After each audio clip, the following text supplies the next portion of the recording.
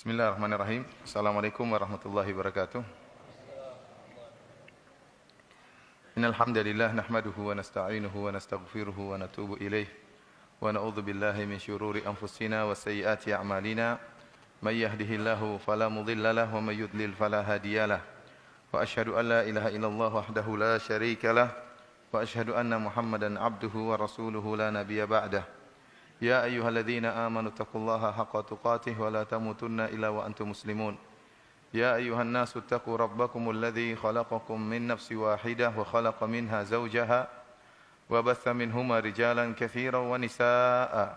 Wattaqullaha alladzi tasaaluna bihi wal arham innallaha kana 'alaykum raqiba. Ya ayyuhalladzina amanu taqullaha wa qulu qawlan sadida yuslih lakum a'malakum wa yaghfir lakum dhunubakum. ومن يطع الله ورسوله فقد فاز فوزا عظيما أما بعد فإن أصدق الحديث كتاب الله وخير الهدى هدى محمد صلى الله عليه وسلم وشر الأمور محدثاتها وكل محدثة بدعة وكل بدعة ضلالة وكل ضلالة في النار.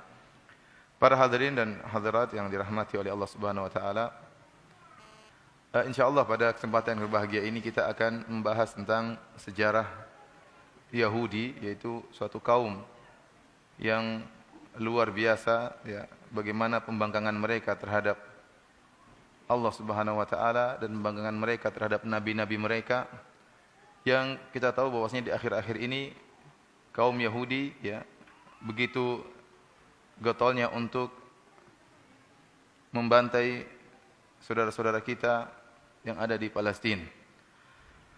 Namun sungguhnya apa yang mereka lakukan terhadap saudara-saudara kita, pembunuhan terhadap orang tua ataupun anak-anak atau para wanita, ya, tanpa pandang bulu, adalah perkara yang lumrah bagi orang-orang Yahudi. Karena orang Yahudi adalah kaum yang sangat bejat, yang memiliki sifat-sifat yang sangat buruk, yang telah Allah sebutkan buruknya sifat-sifat mereka, pembangkangan mereka dalam Al-Quranul Karim, ya, dalam banyak ayat. Ada satu sifat yang sangat menakjubkan yang mereka miliki, yang menunjukkan bejatnya mereka, yang Allah ulang-ulang sifat tersebut, penyebutan sifat tersebut dalam Al-Quran. Sifat tersebut yaitu mereka hobi membunuh para nabi. Wa qatlahumul anbiya, kata Allah, dan mereka membunuh para nabi. Yaqtuluna anbiya Allah, mereka membunuh nabi-nabi Allah Subhanahu wa taala. Qul falima qataltumuhum, kenapa kalian membunuh nabi-nabi tersebut? Ya. Oleh karenanya para hadirin rahmati Allah Subhanahu wa taala, kalau kita perhatikan, maka sifat mereka ini hobinya membunuh para nabi, padahal nabi-nabi tersebut mereka tahu adalah utusan Allah Subhanahu wa taala, lantas mereka nekat membunuh nabi-nabi tersebut. Ya, bagaimana lagi dengan kaum muslimin? Menakjubkan jika ada nabi yang diutus kepada mereka dan tidak sesuai dengan apa yang mereka kehendaki, mereka bunuh nabi tersebut. Kalau kita diutus kepada suatu kaum, suatu kampung tersebut hobinya bunuh ustadz, gimana kira-kira, ya? Susah. Ini kaum hobinya bunuh nabi. Oleh karena disebutkan bagaimana mereka dengan bangga mengaku telah membunuh Nabi Isa. Karena Nabi Isa tatkala diutus kepada mereka tidak sesuai dengan nafsu mereka. Mereka sedang ditindas oleh bangsa Romawi. Kemudian mereka harapkan yang datang adalah seorang nabi yang akan menjadi raja, yang akan membuat mereka unggul di hadapan orang-orang Romawi. Ternyata yang diutus Nabi Isa alaihissalam yang memperbaiki tauhid mereka dan memperbaiki, ya, akhlak mereka. Mereka tidak suka nabi seperti ini, ya. Hanya membicarakan tauhid, kemudian akhlak, tidak mengajak mereka untuk menggulingkan orang-orang Romawi. Tatkala mereka dapati nabinya model begini tidak mereka setujui, maka mereka pun berusaha membunuh Nabi Isa, dan mereka mengatakan inna qatalnal masiha Isa bin Maryam Rasulullah. Sungguh kami telah membunuh Isa bin Maryam, utusan Allah Subhanahu wa taala. Namun Allah bantah, Allah mengatakan wa ma qataluhu wa ma salabuh. Mereka tidak membunuhnya dan mereka tidak menyalib Nabi Isa. Bar rafa'allahu ilaih, akan tapi Allah mengangkat Nabi Isa alaihissalam ke langit. Makanya sifat ini saja sudah cukup bagaimana mereka berani membunuh para nabi-nabi Allah. Ya, mudah bagi mereka, bagaimana lagi dengan hanya sekedar anak-anak yang ada di pada kaum muslimin. Para hadirin rahmati Allah Subhanahu wa taala, orang-orang Yahudi memiliki banyak nama dalam Al-Quran. Allah terkadang menyebut mereka dengan Bani Israel, Allah terkadang menyebut mereka dengan kaum Musa, dan terkadang Allah Subhanahu wa taala menyebut mereka dengan ahlul kitab karena mereka beriman dengan Taurat. Dan sering Allah menyebutkan mereka dengan nama Yahud, orang-orang Yahudi. Dan terutama penyebutan dengan nama-nama Yahudi ini sering Allah sebutkan fi ma'radidz dzam, yaitu tatkala Allah mencela mereka dan menyebutkan keburukan-keburukan mereka. Seperti misalnya firman Allah Subhanahu wa taala, wa qalatil yahudu Uzairun ibnullah. Orang-orang Yahudi berkata Uzair adalah anak Allah. Ini tatkala mereka menganggap Uzair anak Allah, maka Allah sebut mereka dengan nama Yahudi. Kemudian contohnya seperti Allah berfirman, wa qalatil nasara wa qalatil yahudu wan nasara nahnu abna'ullah wa ahibba'uh. Berkata orang-orang Yahudi dan Nasrani bahwasanya kami adalah kekasih-kekasih Allah dan anak-anak Allah. Ini tidak, Allah bantah mereka. Bahwasanya Allah, kalau mereka adalah kekasih Allah, kenapa Allah mengazab mereka? Kemudian contohnya mereka mengatakan wa qalatil yahudu yadullahi maglulah. Orang-orang Yahudi berkata bahwasanya tangan Allah terbelenggu. Jadi tatkala Allah menyebutkan dengan nama Yahudi dalam sisi pencelaan terhadap mereka. Contohnya lagi Allah berkata, "Qul ya ayyuhalladzina hadu in za'amtum annakum awliya'u lillahi min dunin nas fatamannawul mauta in kuntum shadiqin." Katakanlah wahai orang-orang Yahudi, "Qul ya ayyuhalladzina hadu," wahai orang-orang Yahudi, kalau kalian menyangka bahwasanya kalian adalah wali-wali Allah, adapun selain kalian bukan wali-wali Allah, maka mintalah kematian. Kalau kalian menyangka bahwasanya kalian pasti masuk surga, maka mintalah mati. In kuntum shadiqin, kalau kalian benar-benar benar arti jujur dalam pengakuan tersebut. Namun tidak dapati orang Yahudi lah orang yang paling takut mati. Ya. Kalau seandainya mereka yakin masuk surga dan mereka adalah Sya'bullahil Mukhtar, adalah bangsa yang dipilih oleh Allah Subhanahu wa taala, udah mati aja. Namun ternyata mereka justru ingin berangan-angan hidup 1000 tahun, tidak ingin mati. Ini menunjukkan bahwasanya pengakuan mereka hanyalah kedustaan. Dari sini para hadirin rahmati oleh Subhanahu wa taala, nama mereka yang paling cocok adalah Yahudi, dan tidak kita menggunakan nama mereka dengan nama Israel sebagaimana yang sering disebutkan oleh orang-orang sekarang. Benar, sekarang mereka membuat negara namanya Israel, ya. Namun Israel adalah nama yang mulia. Israel adalah nama yang mulia, nama Nabi Yakub alaihissalam yang artinya adalah hamba Allah, artinya kekasih Allah. Karena jangan kita mengatakan misalnya terlaknat Israel. Memang benar maksud kita adalah negara Israel. Karena dalam sejarah Yahudi nanti disebutkan mereka ada terpecah mereka menjadi dua. Sebagian mereka membangun kerajaan dengan nama kerajaan Yahudi, Yahuda, dan sebagian mereka membangun kerajaan dengan nama kerajaan Israel, Daulat Israel. Akan tapi tatkala kita mengatakan Israel terlaknat, maka khawatir disalahpahami. Lebih baik kita menggunakan lafal yang disepakati, yaitu lafal Yahudi. Orang Yahudi terlaknat misalnya al-maghdub alaihim, yang dimurkai oleh Allah Subhanahu wa taala, yaitu orang-orang Yahudi. Karena Allah tatkala menyebut nama istilah Yahudi, Allah sebutkan dalam kebanyakannya dalam sisi pencelaan terhadap mereka. Adapun Israel yaitu Yakub alaihissalam, ya, adalah nama yang mulia dan maknanya juga mulia. Para hadirin rahmati Allah Subhanahu wa taala, kita akan berbicara tentang sejarah Yahudi pada kesempatan yang berbahagia ini. Tentunya kita tidak punya waktu ya untuk membahas tentang bagaimana akidah mereka dalam Taurat, dalam juga dalam kitab Taurat atau Perjanjian Lama, dalam Injil yang dicetak sekarang. Demikian juga dalam kitab mereka Talmud, ya. Sebenarnya kalau membahas tentang akidah mereka dalam Taurat dan Talmud juga butuh pengajian yang sangat panjang. Namun pada kesempatan ini kita hanya menyebutkan tentang bagaimana orang-orang Yahudi, sejarah mereka sampai mereka mendirikan negara Israel Raya. Ikhwani fillah, azani Allah wa iyyakum.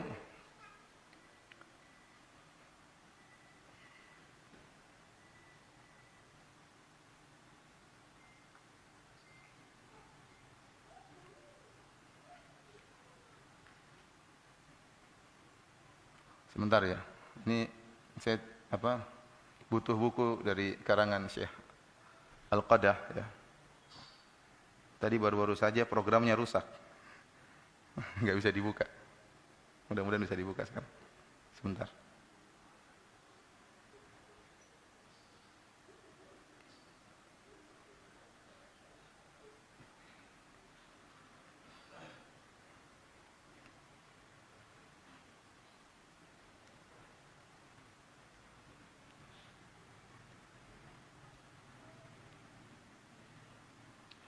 Kita tahu bahwasanya kisah Yahudi, sejarah Yahudi dimulai dari kehidupan Nabi Yakub alaihissalam.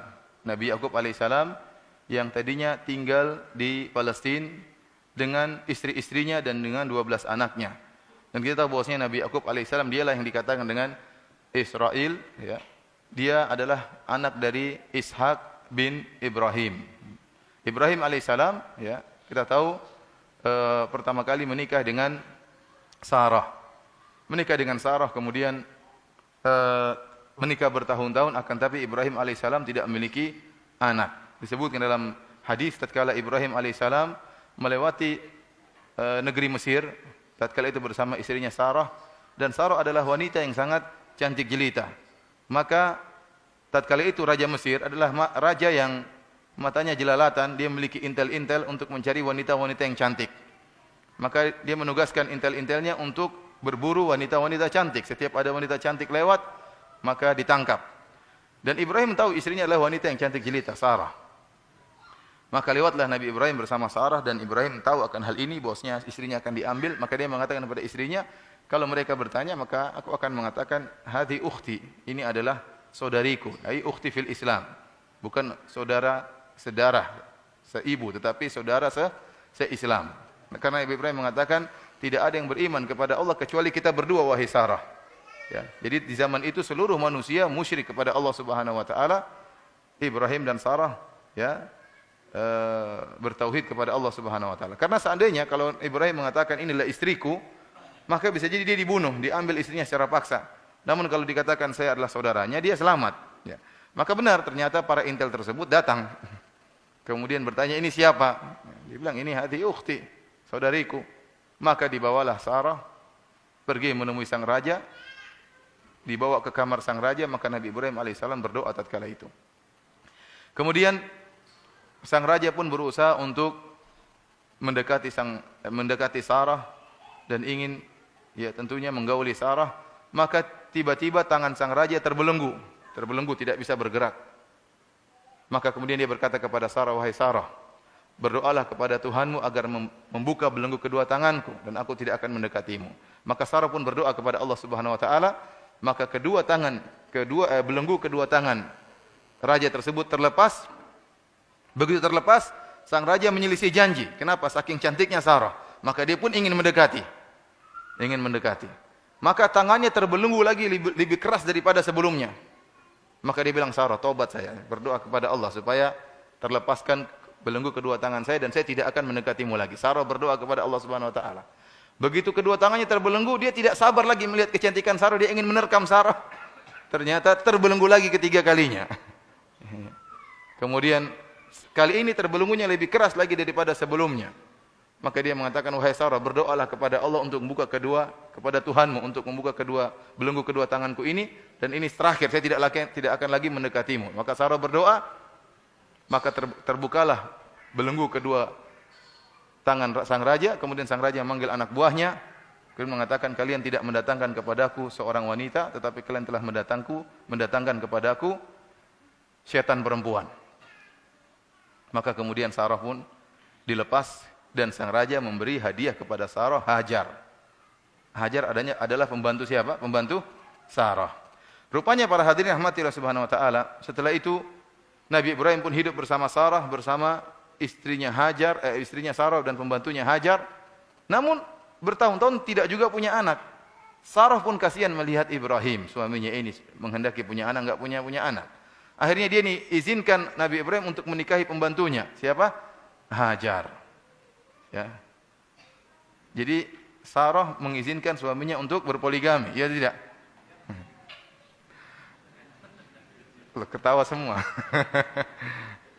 Akhirnya setelah itu menikah dengan Hajar, Hajar punya anak, siapa? Ismail. Tatkala punya anak Ismail, kemudian Sarah pun cemburu, akhirnya Nabi Ibrahim alaihissalam membawa Hajar bersama putranya Ismail ke Mekah, diletakkan di Wadin Ghairi Dzi Zar'in inda Baitikal Muharram, sebuah lembah yang tidak ada tanamannya sama sekali, dekat Ka'bah, dekat tempat akan dibangunnya Ka'bah. Kemudian akhirnya tidak lama kemudian Sarah pun punya anak. Siapa namanya? Ishak. Ishak ini nanti punya anak, di antaranya adalah Yakub. Yakub alaihissalam, dia disebut dengan Israel.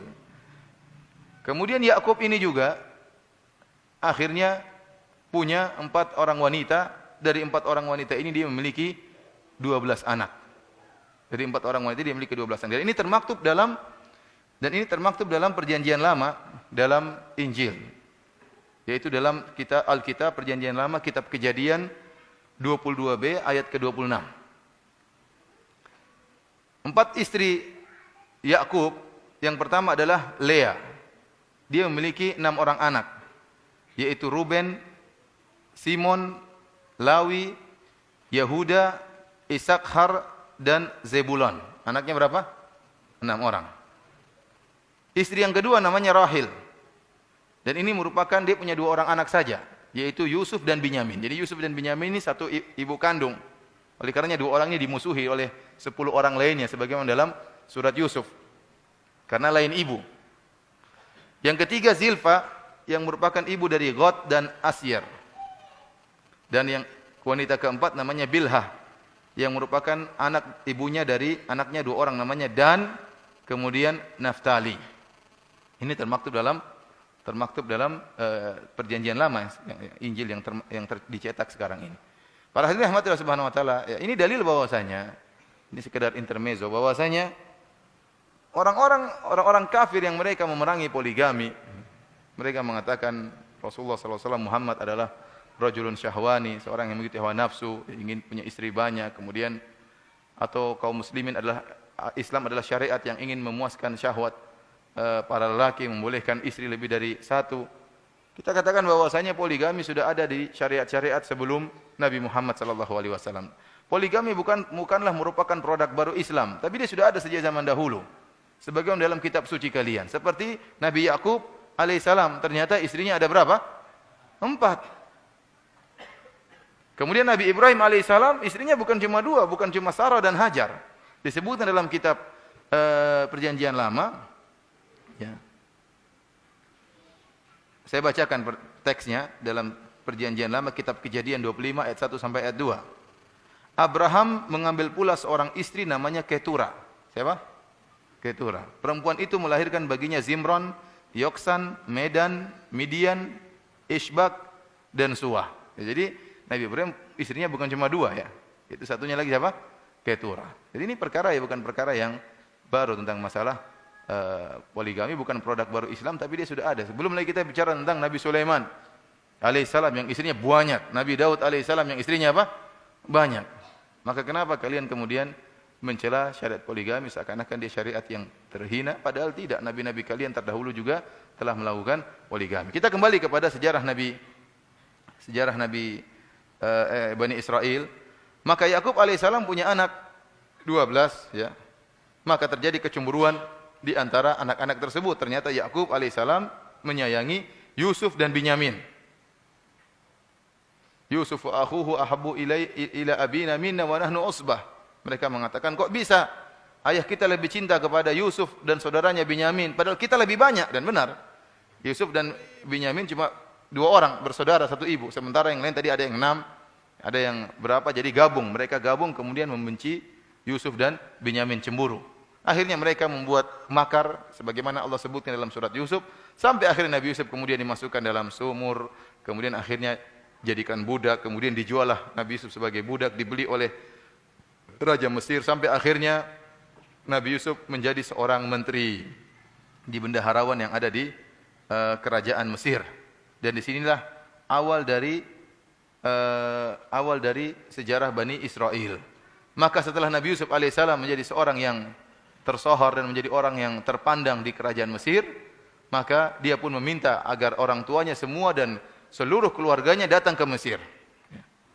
Ya, sebagaimana Nabi Yusuf alaihissalam dalam Al-Quran disebutkan, wa jaa bikum minal badwi min ba'di an nazaga syaitanu baini wa baina ikhwati. Ya, dan Allah telah mendatangkan kalian dari kehidupan badui. Jadi Nabi Yakub dan anak-anaknya 12 serta istri-istrinya, keluarganya, mereka tinggal di Palestina dengan kehidupan badiah, yaitu kehidupan bercocok tanam dan mengurusi kambing-kambing, ya, hewan-hewan ternak. Kemudian mereka pindah ke Mesir, yang kita tatkala itu kehidupan Mesir peradabannya lebih tinggi daripada peradaban Palestina. Kerajaan, kemudian kehidupan mewah, kehidupan perkotaan, maka mereka pun tinggal di Mesir. Disinilah mulai sejarah Bani Israel. Jadi Bani Israel artinya anak-anak Israel. Anak-anaknya Israel. Bahasa Arab Banu artinya anak-anak. Israel yaitu Yakub alaihissalam. Berarti Bani Israel 12 itulah yang disebut dengan Bani Israel. Seluruh orang-orang Yahudi keturunan dari 12 orang ini. Jadi suku Yahudi cuma berapa? 12. Ini suku utama mereka. 12 dari 12 bersaudara ini. Ada keturunan Nabi Yusuf, ada keturunan Binyamin, ada keturunan Yahuda, ada keturunan semuanya. Ya, 12 anak, maka itulah asal muasal keturunan Yahudi. Kemudian para hadirin yang dirahmati oleh Subhanahu wa taala, mereka pun hidup dengan menyenangkan tatkala Nabi Yusuf alaihissalam masih hidup. Namun akhirnya kemudian Nabi Yusuf meninggal dunia. Dan kita tahu bahwasanya Aqbat, orang-orang Mesir tatkala itu orang-orang yang musyrikin. Bukan orang-orang bertauhid. Ya, bukan orang-orang yang bertauhid. Ya. Mereka mengingkari tauhid. Ya, akan tapi Nabi Yusuf alaihissalam mereka hormati karena Nabi Yusuf alaihissalam pernah berbuat baik kepada mereka. Sehingga tatkala Nabi Yusuf alaihissalam meninggal, maka mulailah orang-orang Mesir menindas Bani Israel yang beranak pinak di kota di Mesir. Jadi mereka diberi tempat untuk tinggal beranak pinak di pinggiran kota Mesir. Tatkala Nabi Yusuf masih hidup, mereka masih dihargai. Tatkala Nabi Yusuf alaihissalam meninggal, mulailah mereka diintimidasi oleh kerajaan Mesir. Mulailah dijadikan budak, diperbudak oleh mereka. Dan ini berlangsung lama, ya, berlangsung lama, disiksa, yudzabbihuna abna'ahum wa yudzabbihuna abna'akum wa yastahyuna nisa'akum wa fi dzalikum bala'un min rabbikum 'azim. Dan ini merupakan ujian yang sangat besar. Anak-anak laki-laki dibunuh, ya, yang perempuan dibiarkan hidup, sampai akhirnya Allah mengutus Nabi Musa alaihissalam. Lahirlah Nabi Musa di suatu zaman, ya. Tatkala itu kemudian Nabi Musa alaihissalam, sebagaimana kita tahu ceritanya, Nabi Musa alaihissalam akhirnya tatkala lahir, maka Allah memerintahkan sang ibu untuk meletakkan Nabi Musa fi tabut, semacam dalam keranjang, kemudian dilepaskanlah tabut tersebut ke Sungai Nil, ya, karena Fir'aun sedang ingin bunuh siapa? Ingin bunuh anak-anak Bani Israel yang lahir akan dibunuh. Akhirnya dilepaskanlah Nabi Musa dalam keranjang melewati Sungai Nil. Ternyata keranjang tersebut mampir di kerajaan Fir'aun. Mampir di kerajaan Fir'aun. Faltaqatahu alu Fir'aun liyakuna lahum aduwwa wa hazana. Ternyata keranjang ini didapati oleh istrinya Fir'aun. Kebetulan istrinya Fir'aun tidak punya anak, maka dia rindu ingin punya anak. Begitu mendapat keranjang tersebut, dia buka, ternyata isinya anak dari Bani Israel. Kenapa? Kulitnya beda, tidak sama dengan kulitnya orang-orang Mesir. Dia tahu ini anaknya Bani Israel. Maka jatuh cintalah dia kepada anak tersebut. Sementara Fir'aun begitu tahu ini anak Bani Israel, ingin dibunuh oleh Fir'aun. Kenapa? Karena Fir'aun sudah mengutus orang-orang untuk membunuh anak-anak Bani Israel. Tatkala Fir'aun ingin membunuh Musa, si kecil Musa alaihissalam, istrinya mengatakan, la taqtuluhu asa ayyam fa'ana aw nattakhidahu walada. Jangan kau bunuh dia, wahai suamiku. Bisa jadi ini bermanfaat bagi kita di kemudian hari, atau kita menjadikan dia sebagai anak angkat. Akhirnya Fir'aun pun mengalah sama istrinya. Antum bayangkan Fir'aun yang begitu bengis, yang begitu jahat, ngalah sama istrinya, apalagi antum. Akhirnya sudah, yang ngalah sama istrinya, udahlah. Makanya kata orang, jenderal itu kalah sama istri jenderal, ya, kalah sama istrinya. Sama orang dia jahat sama istrinya, dia nunduk-nunduk, ya, enggak berani sama istrinya. Oleh karena para hadirin rahmatillah subhanahu wa ta'ala, akhirnya Nabi Musa pun dipelihara di kerajaan Mesir sebagai anak angkat dengan kondisi terpandang, ya, sebagaimana disebutkan tatkala Nabi Musa si kecil, kemudian Fir'aun beri perhatian terhadap Nabi Musa, maka dipanggillah orang-orang untuk menyusui Nabi Musa, ibu-ibu negeri untuk menyusui Nabi Musa. Namun semuanya tidak ada yang disukai oleh Musa. Wa haramna alaihil maradhi. Allah menjadikan Nabi Musa tidak suka dengan semua, ya, susuan dari ibu-ibu negeri tersebut. Disusuin Musa enggak enak, semuanya enggak enak, semuanya enggak enak. Sampai akhirnya datang ibu aslinya.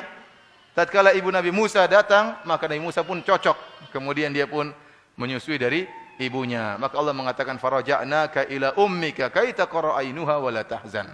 Kami pun mengembalikan engkau kepada ibumu. Akhirnya ibunya pun dijadikan pekerja oleh Fir'aun untuk menyusui Musa, padahal ibunya sendiri. Maka berpindahlah ibu Nabi Musa ke kerajaan Fir'aun, hidup dengan penuh kemewahan, dihormati, dan Nabi Musa pun tumbuh dengan dihormati. Fir'aun tidak sadar bahwasanya dia sedang memelihara singa yang akan memakan dia. Dia tidak sadar. Akhirnya terjadi apa yang terjadi? Nabi Musa alaihissalam kemudian akhirnya diangkat oleh Allah Subhanahu wa taala menjadi seorang rasul. Kemudian Nabi Musa alaihissalam mendakwahi Firaun. Kisahnya panjang sebagaimana pernah saya ceritakan dalam kajian tersendiri tentang kisah Nabi Musa. Akhirnya Firaun pun menentang Nabi Musa dan Allah Subhanahu wa taala menurunkan banyak mukjizat kepada Nabi Musa. Saya tidak tahu ada seorang nabi yang diberikan mukjizat paling banyak seperti Nabi Musa alaihissalam. Walaqad ataina Musa 9 ayatin bayyinatin fas'al bani Israil idh ja'ahum. Sungguh kami telah berikan kepada Nabi Musa 9 ayat, 9 mukjizat. Banyak sekali mukjizat Nabi Musa alaihissalam, mulai dari tongkat yang dilemparkan menjadi ular, dan ini disaksikan oleh orang-orang Mesir dan disaksikan oleh Bani Israel bagaimana tongkat Nabi Musa menjadi ular betulan dan makan ular-ular yang kecil. Kemudian Nabi Musa tatkala mengeluarkan tangannya maka keluar cahaya. Bayangkan, zaman dahulu enggak ada lampu, ya.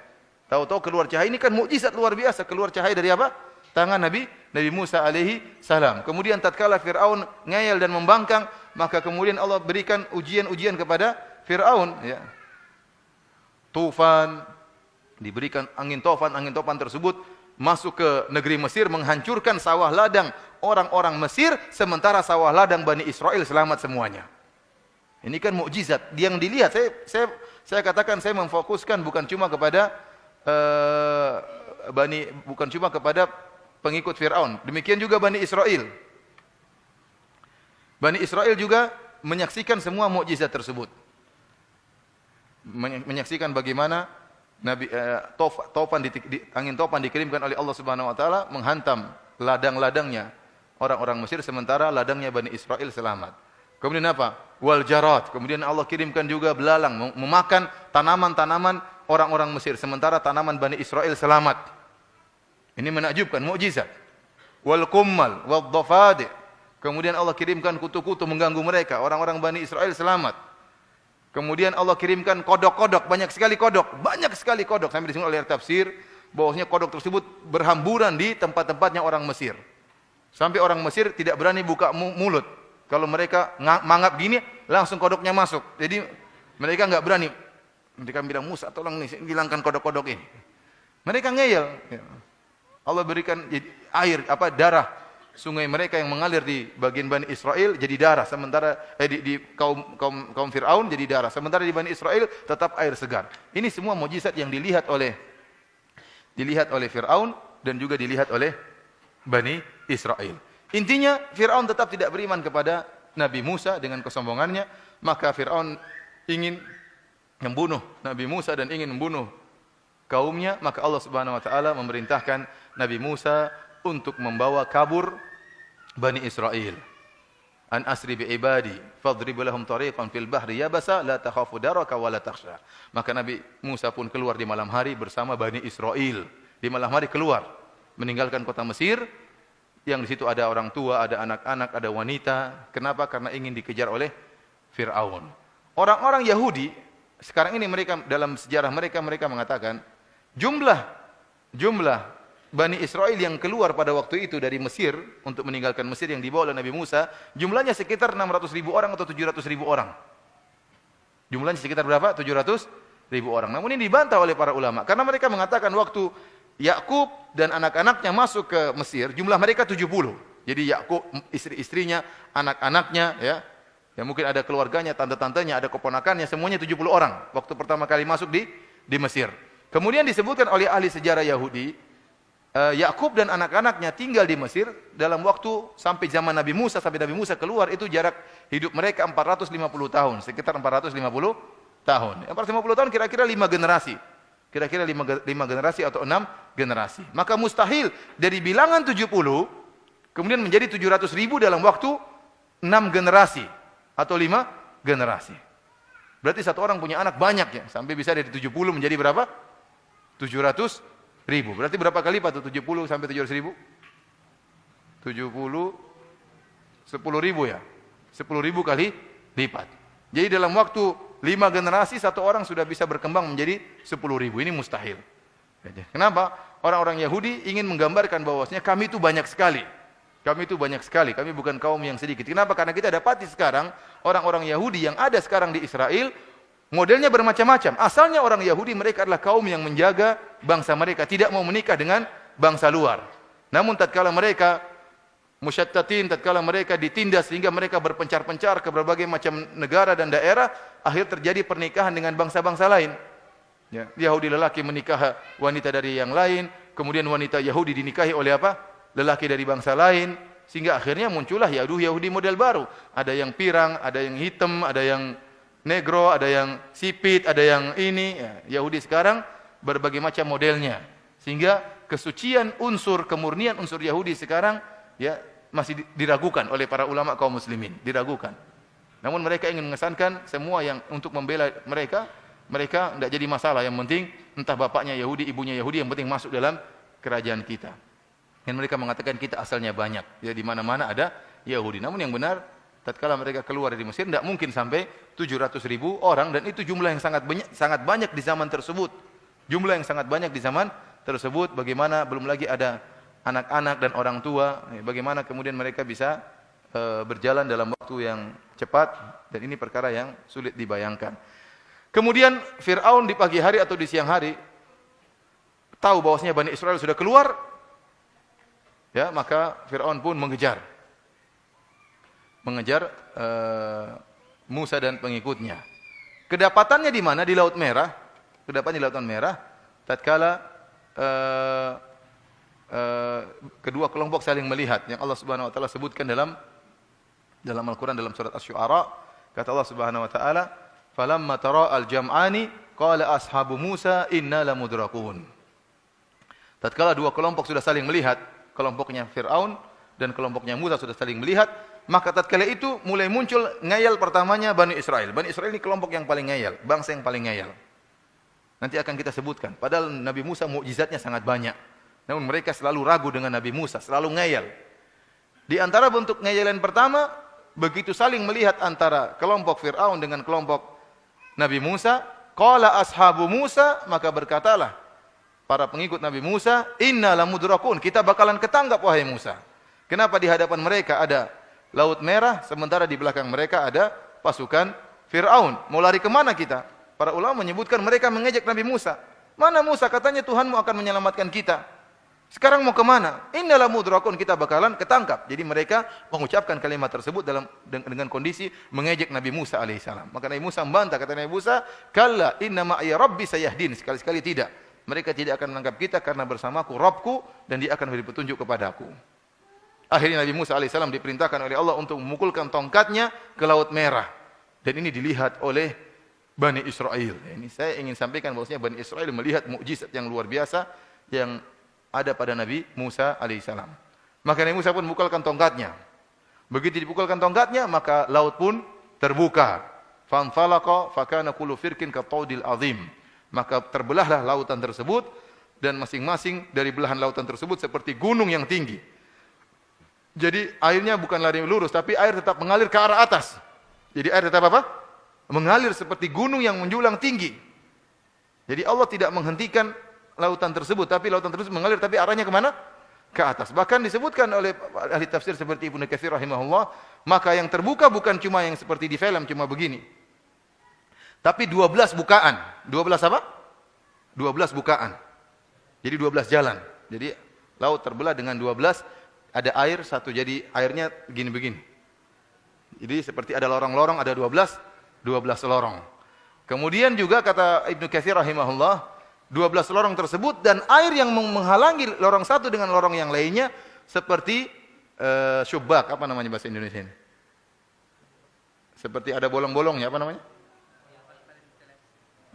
Syubak apa bahasa Indonesia? Iya, jendela, tapi berarti jaring-jaring itu. Ada apa? lubang-lubangnya. Jadi air tersebut ada lubang-lubangnya sehingga mereka bisa saling melihat. Antara satu suku dengan suku yang lainnya bisa saling melihat sehingga mereka bisa tenang, oh saudara kita tidak meninggal, jangan-jangan sudah tewas yang lainnya, kita saja yang selamat. Jadi Allah membuat lautan tersebut terbelah seperti ada lorong-lorong dan ada bolongan-bolongannya sehingga mereka bisa saling melihat. Ini menakjubkan, luar biasa, ajaib luar biasa. Ini tidak pernah dialami oleh nabi-nabi sebelumnya dan nabi-nabi sesudahnya. Kemudian apa? Allah menjadikan tanah tersebut yabasa, kering tiba-tiba. Seharusnya kan namanya kalau kita jalan di pantai ya, lembek dan kaki kita sering kecoblos ya ke dalam pantai tersebut. Tapi tidak, Allah menjadikan tanah tersebut langsung kering sehingga mudah untuk dipijak oleh Bani Israel. Ini semua dilihat oleh Bani Israel. Maka kemudian mereka pun akhirnya berhasil melewati Laut Merah. Tatkala sudah ini juga dilihat oleh Fir'aun dan pengikutnya juga ngelihat, Musa hebat sekali laut ini, kan mereka juga lihat. Wah, ini gimana ini? Laut terbelah kemudian jadi 12 lorong masuk semua. Begitu sampai di ujung, Nabi Musa ingin memukulkan tongkatnya ke lautan supaya laut kembali lagi. Allah tegur. Kata Allah, "Watrukil bahra rahwan innahum jundum mughraqun." Biarin air, jangan dipukul, biarin aja, mereka akan tenggelam. Allah punya skenario sendiri, Allah punya rencana. Dan benar, jadi lautan masih tetap terbuka, enggak tertutup. Tatkala itu Fir'aun dan bala tentaranya bingung, masuk atau tidak ini? Bingung. Akhirnya Fir'aun bilang, "Masuk." Kata mereka, "Oh, kamu dulu, kamu kan Tuhan di luar." Intinya ahli tafsir sebagian ahli tafsir mengatakan demikian. Jadi terjadi dialog antara Fir'aun dengan apa? Bala tentaranya. Akhirnya Fir'aun tajallada, dia pun gimana lagi, harus jalan. Saat itu dia keangkuhan, dia kan angkuh, dia tidak ingin rendah di hadapan apa? Di hadapan kaumnya. Kalau dia mundur, kamu bukan Tuhan, berarti selama ini bisa dibunuh sama kaumnya. Akhirnya dia tajallada, kata Ibnu Katsir, dia pun pede, kemudian dia nekat. Padahal dia tahu dia bakalan mampus. Tapi keangkuhan itu mahal. Maka dia pun jalan, masuk ke dalam. Begitu masuk dalam lautan, ternyata betul, lautan tidak tertutup. Maka dia menipu kaumnya, dia mengatakan, "Lihat, lautan tunduk kepadaku." Wah, benar ini. Akhirnya dia masuk, semuanya ikut masuk. Begitu sampai dalam, dipukullah tongkat Nabi Musa ke lautan tersebut, maka terbunuhlah mereka semua. Tewaslah mereka semua, tidak seorang pun yang tersisa. Lihat, ini sekarang Bani Israel, orang-orang Yahudi melihat bagaimana istilah kita saktinya Nabi Musa alaihissalam. Bagaimana itu tongkatnya begitu sakti, luar biasa. Setelah mereka selamat, disebutkan oleh Ibnu Katsir dan para ahli tafsir yang lain, timbullah ngayal berikutnya. Ini Bani Israel ini isinya ngayal doang. Ini bilang, "Ya Musa, jangan-jangan Fir'aun belum mati." Jangan-jangan Fir'aun belum mati. Ya. Kita Fir'aun masuk di lautan, mungkin jalan-jalan ketemu Nyi Roro Kidul atau gimana. Nah, mereka bilang Fir'aun jangan-jangan belum mati. Maka Nabi Musa pun berdoa kepada Allah agar diselamatkanlah jasad Fir'aun. Maka Allah berfirman, "Fal yauma nunajjika bi badanika litakuna liman khalfaka ayah. Wa inna katsiran minan nasi an ayatina laghafilun." Maka kami pada hari ini pun menyelamatkan jasad Fir'aun. Maka jasad Fir'aun pun diselamatkan oleh Allah untuk dilihat oleh Bani Israel. Tuh, sudah tewas Fir'aun. Baru mereka percaya. Ya. Para ikhwan yang dirahmati Allah Subhanahu wa taala, kita lanjutkan. Jadi setelah mereka lolos dari kejaran Fir'aun, apa yang mereka lakukan orang-orang Yahudi? Allah berfirman, "Wa jawazna bi bani Israil al-bahr." Kami telah menyelamatkan mereka untuk melewati lautan. Fa'atau ala qaumin yaqufuna ala asnamin lahum. Tiba-tiba mereka bertemu dengan suatu kaum, ya, suatu kaum yang mereka sedang iktikaf, sedang ukuf, sedang melazimi berhala-berhala. Jadi kaum ini lagi beribadah di berhala-berhala mereka. Apa kata kaum Musa? Qalu ya Musa ja'alana ilahan kama lahum alihah. Ya Musa, bikinkan kita dong Tuhan seperti mereka juga punya Tuhan. Subhanallah. Ini baru saja Allah baru saja menyelamatkan kalian. Sampai Musa mengatakan, "Qala aghairallahi abghikum ilahan wa huwa faddalakum 'alal alamin." Kalian ingin cari Tuhan yang lain selain Allah Subhanahu wa taala, padahal Allah yang telah memuliakan kalian di atas bangsa-bangsa yang lain. Jadi saya heran bagaimana luar biasanya keras kepalanya Bani Israel dan membangkangnya. Baru saja mereka melihat mukjizat yang begitu banyak, tongkat Nabi Musa jadi ular, keluar cahaya, bagaimana taupan, kemudian Allah turunkan bagaimana jarat, belalang, dan kodok dan macam-macamnya. Baru saja mereka melihat lautan terbelah dengan begitu menakjubkannya. Baru saja Allah nampakkan jasad Fir'aun. Mereka bilang, cari Tuhan yang lain ya Musa. Ini kan luar biasa, ngeyelnya orang-orang Bani Israel. Para ulama menyebutkan, kenapa Bani Israel begitu bobrok akidah mereka dan begitu bejat akhlak mereka? Kata para ulama, hal itu disebabkan karena mereka selama ratusan tahun ditindas oleh orang-orang Mesir. Orang-orang Mesir, dan orang-orang Mesir adalah musyrikin. Mereka adalah kaum musyrikin. Sehingga interaksi antara seorang muslim dengan seorang musyrik pasti memberi pengaruh, terutama orang musyriknya sebagai penguasa. Terutama musyriknya menjadi apa? Penguasa. Sementara yang muslim adalah anak buah. Sehingga mereka sering melihat bagaimana orang-orang Mesir beribadah kepada berhala-berhala mereka, bagaimana ritual-ritual ibadah mereka. Sehingga bukan hanya akhlak mereka yang ngaco, jadi keras kepala, tetapi akidah mereka juga rusak. Akidah mereka juga rusak. Sehingga kita lihat sendiri dalam ayat tersebut, tatkala baru saja mereka selamat, mereka sudah minta Tuhan yang baru. Yang ini kemudian Nabi Musa pun marah. Para hadirin rahmati oleh Subhanahu wa taala. Setelah itu Nabi Musa membawa mereka menuju ke Baitul Maqdis. Jadi Nabi Musa membawa Bani Israel untuk menuju ke mana? Ke Baitul Maqdis, yaitu Palestina, untuk hidup kembali di kampung nenek moyang mereka, Yakub alaihi salam.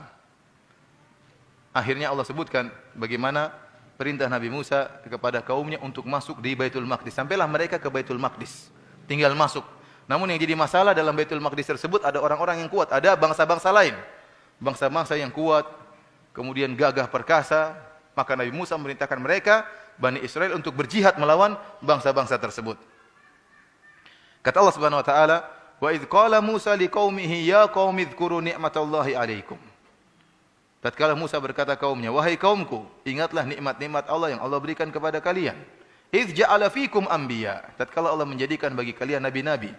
"Wa ja'alakum muluka wa atakum ma lam yu'ti ahadan minal alamin." Dan Allah menjadikan kalian adalah muluka, maksud di sini adalah bukan raja-raja, tapi adalah orang-orang yang memiliki istri, memiliki pembantu, ya. Allah berikan nikmat kepada mereka, ya.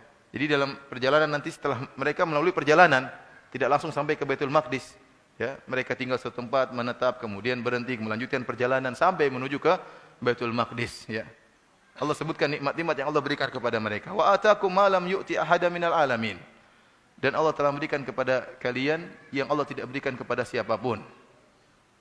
Sebelum Nabi Musa memerintahkan mereka untuk berjihad, Nabi Musa suruh mereka ingat tentang kenikmatan yang Allah berikan kepada mereka.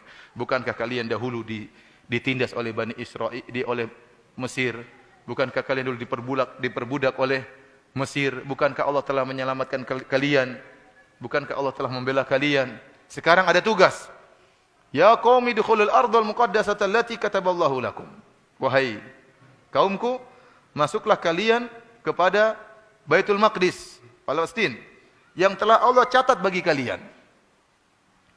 Wala tartaddu ala adbarikum fatanqalibu khasirin. Dan ingat, jangan kalian mundur, maka kalian akan mundur dalam keadaan merugi. Ini sekarang perintah jihad. Namun apa kata kaumnya, Bani Israel? Qalu ya Musa inna fiha qauman jabbarin. Kata mereka, wahai Musa, dalam kota tersebut ada orang-orang yang kasar, orang-orang yang hebat.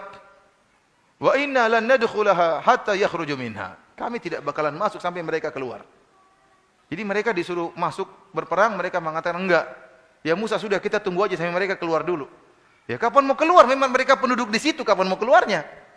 Jadi mereka ngaco. Jadi ngomongnya kita enggak akan masuk, tunggu mereka keluar dulu. Ya sekarang ini kita mau mengeluarkan mereka. Oh enggak, duduk aja, tunggu sampai mereka keluar sendiri, ya. Kapan mau keluar sementara mereka penduduk tempat tersebut? Fa iyakhruju minha fa inna dakhilun. Kalau mereka sudah keluar baru kita masuk. Qala rajulani minal ladzina yakhafuna an amallahu alaihim adkhulu alaihimul bab. Maka ada dua orang di antara mereka yang menasihati. Yang disebut oleh para ulama, mereka berdua itu adalah, salah satunya adalah Yusha bin Nun. Satunya Kalib bin siapa saya lupa, tapi satunya Yusha bin Nun. Dua orang ini menasihati Bani Israel, ya masuk. Kalau kalian sudah masuk, pasti menang. Yang penting bertawakal kepada Allah Subhanahu wa taala. Fa idza dakhaltumuhu fa innakum ghalibun. Kalau kalian masuk, maka kalian akan menang. Wa 'alallahi fatawakkalu. Namun hendaknya kalian bertawakal in kuntum mu'minin, jika kalian beriman kepada Allah Subhanahu wa taala. Apa jawaban mereka? Qalu ya Musa, inna lan nadkhulaha abadan ma damu fiha. Ya Musa, kita tidak bakalan masuk selamanya sementara mereka masih di situ. Orang-orang hebat itu masih di situ, orang-orang besar itu masih di situ, kita enggak bakalan masuk. Fadhhab anta wa rabbuka faqatila inna hahuna qa'idun. Kalau kau ingin perang, kau saja sama Allah pergi perang, kita nunggu di sini. Ini luar biasa, kurang ajarnya apa namanya? Bani Israel ya. Membangkang sama nabi mereka. Itu padahal nabi mereka, Nabi Musa yang mereka hormati, yang mereka bangga-banggakan.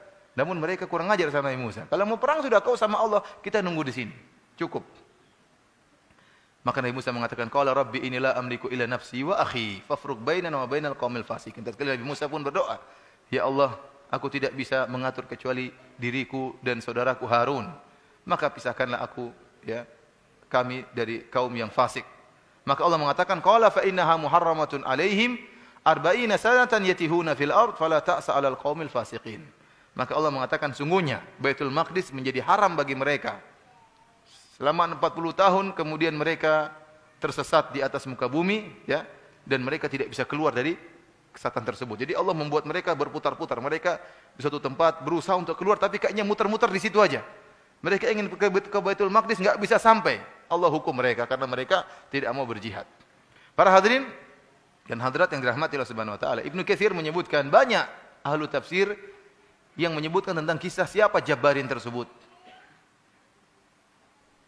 Yang benar mereka adalah orang-orang biasa, manusia-manusia biasa dari bangsa-bangsa yang lain selain bangsa Bani Israel. Adapun perkataan sebagian orang bahwasanya yang ada dalam tersebutlah orang-orang raksasa, ya. Orang-orang raksasa, di antaranya ada namanya Uq bin Nuq atau Auj bin Nuq gitu, namanya aneh ya. Seorang raksasa yang ada di dalam Baitul Maqdis di kampung tersebut yang tingginya 3.333 sepertiga hasta. Tingginya berapa? 3.333 sepertiga hasta. Kalau satu hasta itu kira-kira setengah meter, ini satu hasta. Berarti kalau 3.300 kira-kira tingginya 2 kilo lah. Tingginya berapa? 2 kilometer. Sehingga ini yang membuat Bani Israel tidak mau masuk. Katanya gimana kita mau perang raksasa besar kayak gitu. Nah ini semua dongeng, tidak benar. Ada yang mengatakan akhirnya Nabi Musa berjalan dengan beberapa sahabatnya masuk ke Baitul Maqdis. Rupanya ada penduduk Baitul Maqdis raksasa tadi. Dia tangkap, ini ya ditangkap semua itu. Kayak anak ayam, masukkan kantongnya. Terus jalan ke rajanya, ini siapa enggak tahu nih. Dilihat, ternyata pengikut Nabi Musa. Ini semua dongeng, tidak benar. Disebutkan bahwanya Auj bin Nuq ini, Auj bin Nuq yang tadi 3.333 sepertiga hasta ini atau 2 km tingginya. Ini raksasa yang luar biasa. Kalau dia lapar, maka dia masukkan tangannya ke lautan. Kemudian dia ambil ikan hiu atau ikan paus. Dia ambil ikan paus, kemudian dia masak di matahari gini. Setelah masak dia makan. Ini dongeng, film kartun. Kemudian Nabi Musa bagaimana cara bunuh ini? Jadi, kalau sebagian ulama mengatakan Nabi Musa akhirnya masuk dalam Baitul Maqdis sendirian, bawa tongkatnya. Ternyata musuhnya terlalu tinggi. Siapa? Auj bin Nuq tadi terlalu tinggi, 2 km. Bagaimana cara berkelahi? Sementara Nabi Musa cuma sampai di kakinya bagian bawah. Sementara mata kaki Auj bin Nuq tidak sampai, sama bagaimana memukul siapa kalau begitu? Akhirnya katanya Nabi Musa pun megang tongkatnya, kemudian dia loncat. Ya, lompat tinggi, akhirnya dia pukul mata kaki tadi. Akhirnya jatuhlah raksasa tadi, tewas. Tapi ini saya bilang tadi film kartun, tidak benar. Ini dibantah oleh Ibnu Katsir rahimahullahu taala karena berita-berita seperti riwayat-riwayat ini bertentangan dengan hadis-hadis yang sahih. Di antara hadis-hadis yang sahih bahwasanya manusia tertinggi adalah Nabi Adam alaihissalam. Situna dzira'an, tingginya adalah 60 hasta. Walam yazidil khalqu yang kusu hatal an. Kata Nabi SAW, Allah menciptakan Nabi Adam dengan tinggi 60 hasta dan senantiasa manusia semakin mengecil sampai sekarang. Ya.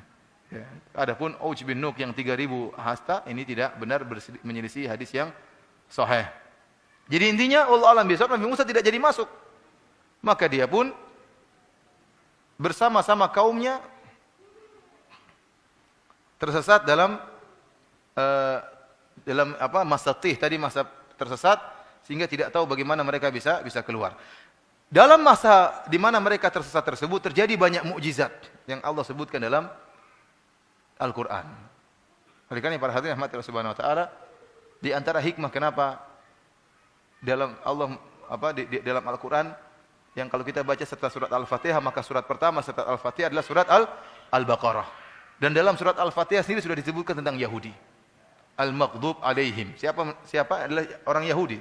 Ijma' ahli tafsir yang dimaksud dengan Al-Maghdub alaihim yang kita baca dalam surat Al-Fatihah adalah orang-orang Yahudi. Untuk mengingatkan kepada kita bahwasanya Yahudi ini bangsa yang sangat berbahaya. Dimurkai oleh Allah Subhanahu wa taala. Kemudian setelah kita masuk surat Al-Baqarah, maka Allah sebutkan tentang dua musuh yang sangat berbahaya, yaitu orang-orang munafik dan orang-orang Yahudi. Allah pertama bercerita tentang surat orang-orang munafik di awal surat Al-Baqarah. Setelah itu Allah sebutkan tentang kisah Bani Israel orang-orang Yahudi. Jadi ini dua musuh yang sangat berbahaya. Orang-orang munafik yang mereka KTP-nya Islam namun tidak suka dengan syariat Islam. Dan yang paling pantas kita katakan orang-orang munafik zaman sekarang orang-orang liberal. Orang liberal ini paling pas dikatakan orang-orang munafik, ya. Ya, akhi sampai mengatakan kawin sejenis boleh. Bagaimana kawin sejenis boleh? Homoseksual boleh. Aneh seperti ini. Namun dengan pedenya dia mengatakan boleh nikah sejenis. Yang berfatwa perempuan lagi. Subhanallah. Ini sebenarnya mereka benci dengan syariat Islam. Ya Allah mengharamkan homoseksual, Allah menurunkan azab kepada kaum Lut. Kemudian dia dengan pedenya mengatakan kawin sejenis boleh. Orang sebenarnya tidak akan taubat, ya. Kalau Allah tidak beri rahmat kepada dia, mungkin dia baru taubat kalau suaminya ternyata suka laki-laki lain. Baru suami saya suka laki-laki lain. Atau putrinya ingin nikah sama putri wanita lain.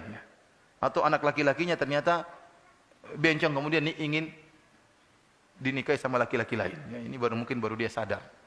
Ya. Subhanallah, saya katakan bahwasanya orang-orang munafik yang cocok zaman sekarang adalah orang-orang liberal. Kemudian kelompok kedua orang Yahudi, Allah sebutkan dalam surat Al-Baqarah bagaimana ngeyelnya mereka, bagaimana sifat-sifat mereka. Untuk mengingatkan kepada kita bahwasanya dua kelompok ini sangat berbahaya. Dan kita tahu dalam hadis-hadis yang sahih bahwasanya musuh kita terakhir nanti menjelang hari kiamat adalah orang-orang Yahudi. Orang-orang Yahudi. Peperangan yang terjadi di akhir zaman bukan antara umat Islam dengan selain Yahudi, bukan dengan agama-agama lain. Tetapi peperangan yang terjadi di akhir zaman adalah umat Islam dengan Yahudi. Ini yang menunjukkan bahwasanya mereka akan ada terus sampai hari kiamat. Dan mereka akan terus menyusun kekuatan untuk membunuhi kaum muslimin. Dan terjadi perang terakhir adalah Yahudi dengan kaum muslimin. Dan mereka adalah pengikut Dajjal. Para hadirin dan hadirat yang dirahmati oleh Allah Subhanahu wa taala, tatkala Bani Israel dalam masa tersesat tersebut terjadi banyak kejadian, terjadi banyak mukjizat. Di antaranya mereka mengatakan, wahai Musa, kami kehausan. Mintalah air kepada Allah Subhanahu wa taala. Maka Nabi Musa berdoa, dikabulkan. Kata Allah Subhanahu wa taala, "Wa idh istasqa Musa liqaumihi faqulna idrib bi asaqal hajar, famfajarat minhu 12 aina." Tatkala Musa mengatakan tatkala Musa meminta minum, kemudian Allah merintahkan untuk memukulkan tongkatnya ke batu, maka keluarlah 12 mata air. Allah menjadikan 12 mata air, kenapa? Mereka 12 suku. Kalau seandainya cuma satu mata air, maka mereka akan berkelahi rebut-rebutan. Mereka kepala batu. Oleh karena supaya mereka tidak berkelahi, dibuatkanlah 12 mata air. Kata Allah, qad alima kullu unasim masyrabahum. Masing-masing sudah tahu di mana mata airnya. Kulu washrabu min rizqillahi wa la ta'thaw fil ardi mufsidin. Makanlah dan minumlah kalian dari rezeki Allah dan janganlah kalian berbuat kerusakan di atas muka bumi. Lihat, Allah tegur. Iya, sekarang saya kasih minum, jangan kepala batu. Seakan-akan Allah mengatakan demikian. Kulu washrabu min rizqillahi wa la ta'thaw fil ardi mufsidin. Seakan-akan Allah mengatakan, makanlah dan minumlah kalian, ingat jangan kepala batu. Namun ternyata mereka mengatakan, ya Musa sekarang kita lapar, ingin makanan. Tadi minta minum, sekarang minta apa? Makan. Nabi Musa nabi yang baik, berdoa kepada Allah, ya Allah berikanlah makanan kepada mereka. Maka kata Allah, wa nazzalna 'alaikumul manna wassalwa. Maka diturunkanlah makanan al-man wassalwa. Adapun al-man, kata Ibnu Abbas radhiyallahu ta'ala anhuma, kana al-mannu yanzilu 'alaihim 'alal asjar. Jadi makanan tersebut turun langsung dari langit. Bayangkan, ini mukjizat atau bukan? Mukjizat. Makanan tersebut langsung dari langit sampai di atas pohon, tinggal mereka ambil dari pohon tersebut. Turunlah makanan-makanan dari langit menuju tergait di pohon-pohon, tinggal diambil. Kemudian wassalwa ta'irun yushbihu bisammani kanu ya'kuluna minhu. Adapun salwa semacam dari langit semacam burung tertentu yang mereka makan dari burung tersebut. Akhirnya mereka makan mana wassalwa, makanan yang lezat. Bagaimana tidak lezat? Yang turunkan langsung Allah Subhanahu wa taala. Kemudian para hadirin yang dirahmati oleh Allah Subhanahu wa taala,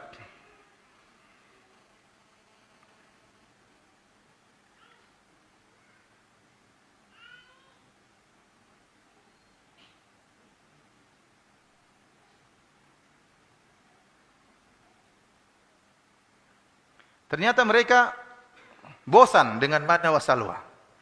Katanya kok satu jenis terus, bosan. Mereka minta yang wa idh qultum ya Musa lan nasbiru ala ta'ami wahid. Wahai Musa, kita bosan kalau modelnya makan cuma manna salwa, manna salwa, manna salwa, bosan. Ini makanan dari langit langsung. Fad'u lana rabbaka yukhrij lana mimma tumbitul ard min baqliha wa qithaiha wa fumiha wa adasiha. Mintalah kepada Allah agar kita dikasih ketimun, dikasih bawang ya, dikasih adas ya, dikasih bawang putih, bawang merah. Jadi mereka tidak mau daging-dagingan. Ini daging burung, bosan. Kita pingin sayur-sayuran. Ini jadi kurang ajar apa namanya? Kita bilang sama. Jadi mereka caranya sombong gitu maksudnya. Hei Musa, bilang sama Tuhanmu kita enggak sabar cuma satu makanan. Coba bilang yang baik-baik. Ya Musa, doakanlah bagaimana biar ditambahlah. Coba permintaan yang halus. Enggak. Lan nasbir katakan kepada Rabbmu kita tidak sabar. Hanya satu model makanan. Maka Nabi Musa mengatakan, qala atastabdiluna billadhi huwa khair billadhi gimana? Qala astabdilul ladzi huwa khair gimana ayatnya? Tastabdiluna alladhi huwa adna billadhi huwa khair ihbitu misra fa inna lakum ma sa'altum. Kata Nabi Musa alaihissalam, kalian ingin menggantikan yang buruk untuk menggantikan yang baik. Ini manna wa salwa, makanan yang lezat, yang langsung turun dari langit, dari Allah Subhanahu wa taala, dari Tuhan kalian. Kalian ingin ganti dengan ketimun, dengan bawang. Ini makanan-makanan sudah biasa. Kalian tinggal ke Mesir langsung dapat. Ke kota mana saja ada ketimun, ada bawang, ada adas. Ini makanan spesial. Namun mereka demikian. Mereka kepala batu. Kemudian mereka mengatakan, ya Musa kita kepanasan. Maka Allah mengatakan, wa dhallalna alaikumul ghamama. Kami pun mengirim awan untuk menaungi mereka. Kan mukjizat luar biasa. Mereka panasan ada awan di atas. Ini luar biasa kan, ajaib kan? Artinya terlalu banyak mukjizat yang Allah berikan kepada siapa? Bani Israel. Kemudian sudah begitu banyak mukjizat ya. Di antara mukjizat seperti tatkala Allah sebutkan tentang ada di antara mereka yang terbunuh. Ada di antara mereka yang terbunuh. Akhirnya tidak ketahuan siapa yang bunuh ini. Maka Allah memerintahkan mereka untuk menyembelih seekor sapi agar dengan bagian tubuh sapi tersebut jika dipukulkan kepada mayat ini maka dia akan hidup dan mengabarkan siapa yang bunuh saya. Allah sebutkan di surat Al-Baqarah ya. Maka mereka Nabi Musa mengatakan innallaha ya'murukum an tadhbahu baqarah. Qalu atattakhiduna huzwa? Bayangkan Nabi Musa mengatakan sungguhnya Allah perintahkan kalian untuk menyembelih seekor sapi. Kata mereka, wahai Musa, kau ngejek kami. Kau ngejek kami. Jadi Nabi Musa memerintahkan mereka menganggap mereka diejek oleh Nabi Musa. Akhirnya mereka bertanya-tanya tentang sapi tersebut ya. Ma hiya, apa sapi tersebut? Qala innahu yaqulu innaha baqaratun la faridu wala bikrun. Awanun baina dzalik faf'alu ma tu'marun. Bahwasanya sapi tersebut tidak terlalu tua dan juga tidak terlalu muda namun di antara keduanya. Mereka malas sebenarnya. Mereka tanya lagi, wahai Musa, ma launuha? Sapinya warna apa? Sebenarnya mereka enggak mau, tapi mereka bertanya-tanya supaya sapinya enggak ada, supaya mereka bilang enggak ada sapi kayak gitu. Tapi akhirnya terus Allah kasih persulit mereka. Bertanya-tanya untuk kabur, namun Allah tidak, tetap semakin menekan mereka. Qala innahu yaqulu innaha baqaratun safra'u faqi'un launuha tasurrun nadhirin. Bahwasanya sapi tersebut warnanya kuning tua dan menyenangkan orang-orang yang memandangnya. Mereka mengatakan innal baqarata syabahat alaina. Ya Musa, kita bingung sapinya yang mana? Yang agak sedang-sedang umurnya, kemudian warnanya kuning tua. Jelaskan kepada kami bagaimana sapi tersebut. Nabi Musa menjelaskan, la dhalulun tuthirul arda wa la tasqil hartha musallamatul la syiyata fiha. Sapi tersebut tidak pernah digunakan untuk bajak sawah, sapi tersebut tidak pernah digunakan untuk mengairi tanaman, sapi tersebut ya tidak ada cacatnya. Dan mereka hampir-hampir tidak bisa menemukan sapi tersebut. Akhirnya mereka temukan sapi tadi, diambillah sebagian dari sapi tersebut, disembelih, dipukulkan kepada mayat yang sudah mati. Setelah dipukulkan mayatnya ngomong, yang bunuh saya si fulan. Antum lihat, ini kan mukjizat ini. Orang hidup bisa apa? Mati. Ini luar biasa. Namun apa? Mereka orang mati bisa hidup ya. Orang hidup bisa mati. Orang mati bisa hidup luar biasa. Ya. Kemudian berbagai macam mukjizat tersebut mereka masih ngeyel, kata mereka. Wa idz qultum ya Musa lan nu'mina laka hatta narallaha jahra. Mereka bilang, wahai Musa, kami tidak akan beriman sampai kami lihat Allah langsung. Subhanallah. Tidak perlu lihat Allah, mukjizat begitu banyak, masa belum beriman? Fa akhadhatkumus sa'iqatu wa antum tanzurun. Maka tatkala permintaan mereka sudah sangat parah seperti ini, ingin lihat Allah secara langsung, Allah turunkan halilintar menghantam mereka, maka mereka pun tewas. Tsumma ba'atsnakum min ba'di mautikum la'allakum tashkurun. Tapi Allah hidupkan lagi mereka, hidup. Kalian tadi sudah tewas kan, kepala batu, ini hidup. Subhanallah. Jadi ini kaum tidak ada yang paling bejat seperti apa? Bani Israel. Dan ini sebagaimana Allah pernah sebutkan dalam ayat yang lain, kata Allah, yas'aluka ahlul kitabi an tunazzila alaihim kitaban minas sama. Ahlul kitab, orang-orang Yahudi pernah mengatakan, wahai Muhammad, kalau kau seorang rasul, datangkan Al-Qur'an, datangkan kitab dari langit, kami ingin lihat. Kitab kau turunkan dari langit. Kata Allah, faqad sa'alu Musa akbaru min dzalik. Mereka telah minta kepada Nabi Musa yang lebih parah, lebih berat daripada ini. Faqalu arinallaha jahrah. Kata mereka, tunjukkanlah kepada kami Allah, kami ingin lihat Allah secara langsung. Fa akhadhathumus sa'iqatu bidzulmihim. Dan Allah pun ya membuat mereka terhantam dengan halilintar, kemudian Allah hidupkan lagi supaya mereka sadar. Namun mereka juga tidak sadar-sadar. Dan ini sama seperti orang-orang musyrikin. Mereka juga pernah minta Nabi turunkan Alkitab langsung dari langit. Ya. Au tarqaf fis sama wa lan nu'mina liruqiyika hatta tunazzila alaina kitaban naqra'uh. Wahai Muhammad, kita tidak akan beriman kepada engkau sampai kami lihat kau naik di langit. Manjat langit. Setelah manjat langit kemudian apa? Bawa kitab, kemudian bawa turun, kemudian baca. Itu baru kita beriman. Jadi mereka mempersyaratkan persyaratan yang aneh-aneh supaya mereka beriman sebagaimana ahlul kitab ingin, kalau kita mau beriman ingin lihat Allah langsung. Tapi Allah matikan mereka, kemudian Allah hidupkan mereka supaya mereka sadar. Rupanya mereka tidak sadar-sadar juga. Nabi Musa dipanggil oleh Allah Subhanahu wa taala untuk menerima Taurat. Berangkatlah Nabi Musa, kemudian Nabi Musa meninggalkan Nabi Harun untuk mengawasi mereka. Akhirnya mereka membuat patung sapi untuk disembah. Nabi Musa pergi, ternyata jiwa kesyirikan masih ada karena terlalu lama bergaul dengan Mesir. Bangsa Mesir yang musyrikin. Maka mereka buat patung sapi, kemudian mereka beribadah di patung sapi tersebut. Datanglah Nabi Harun menegur mereka. Ya qaumi innama futintum bih wa inna rabbakumur rahman fattabi'uni wa ati'u amri. Kata Harun, wahai kaumku, sungguhnya kalian sedang terfitnah. Rabb kalian adalah Allah Subhanahu wa taala.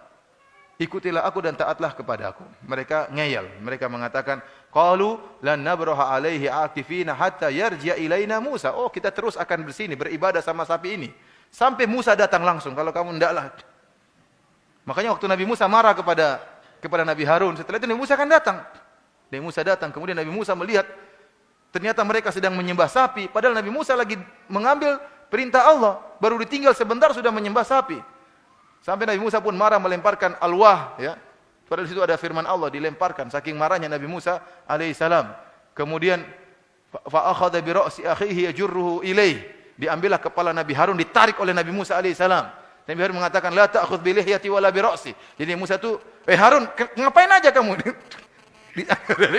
Kalau kita gambarkan itu seperti dia yajurruhu ilaih. Jadi dipegang kepalanya sama jenggotnya, saking Nabi Musa marah sama mereka, berbuat apa? Kesyirikan. Dan wajar kita kalau orang bertauhid jengkel lihat kesyirikan.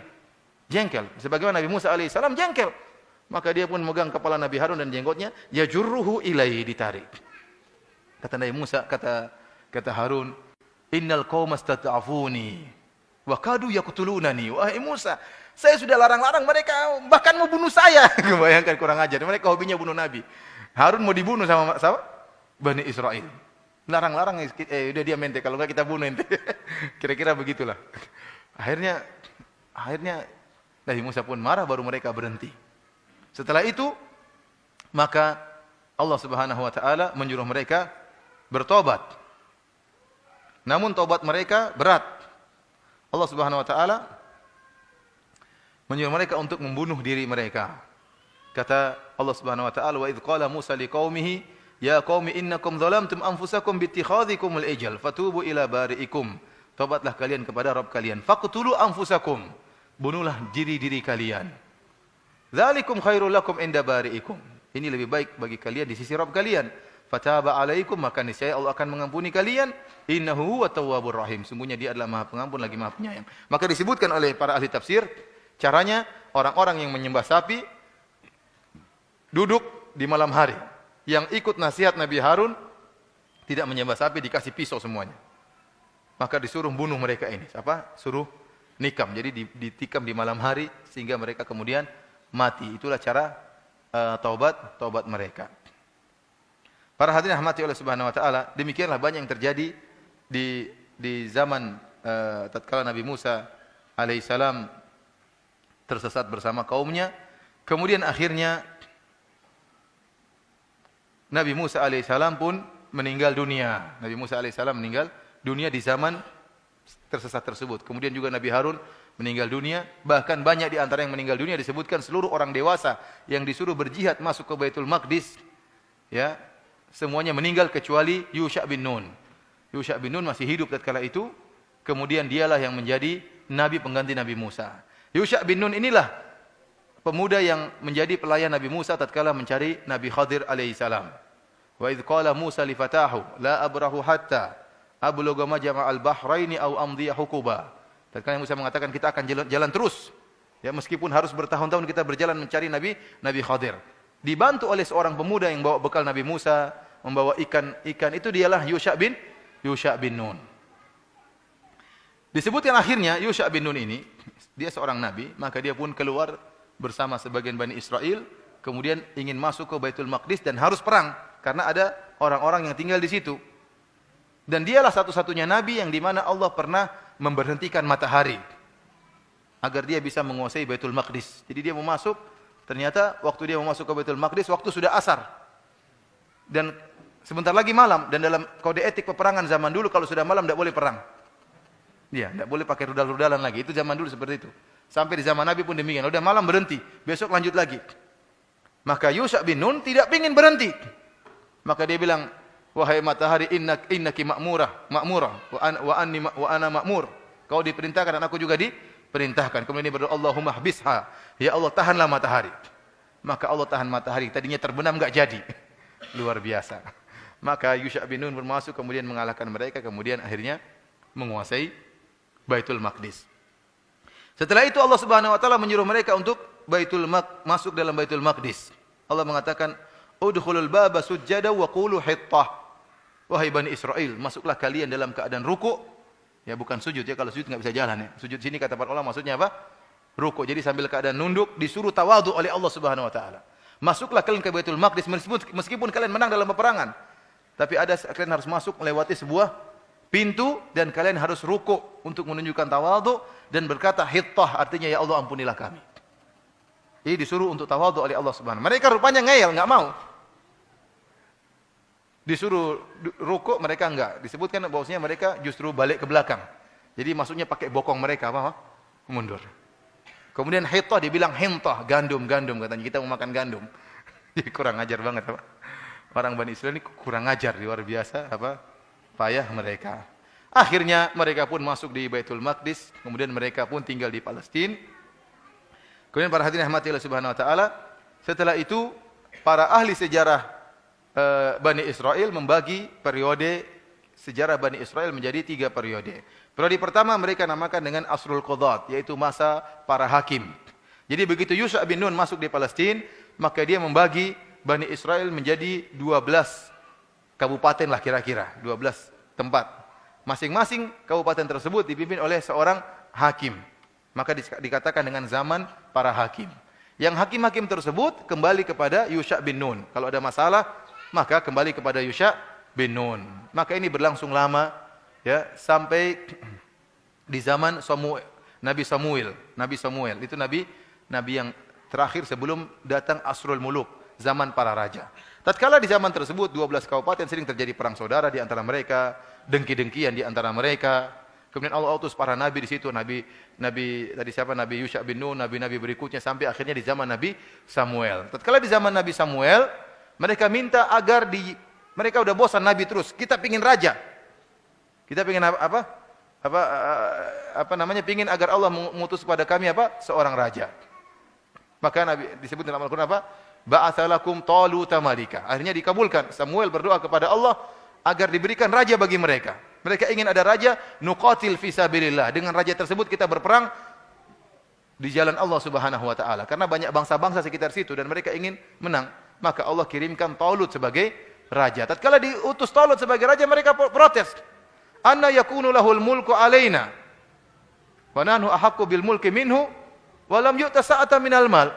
Bayangkan, sudah minta kepada Allah kirim raja, Allah tentukan si Talut yang jadi raja, mereka protes. Oh, enggak bisa kalau Talut jadi raja. Yang pilih siapa? Allah Subhanahu wa taala. Mereka protes dengan keputusan Allah. Kata mereka, dia enggak punya duit. Masa mau jadi raja? Raja harus punya duit. Kita punya harta lebih banyak daripada dia.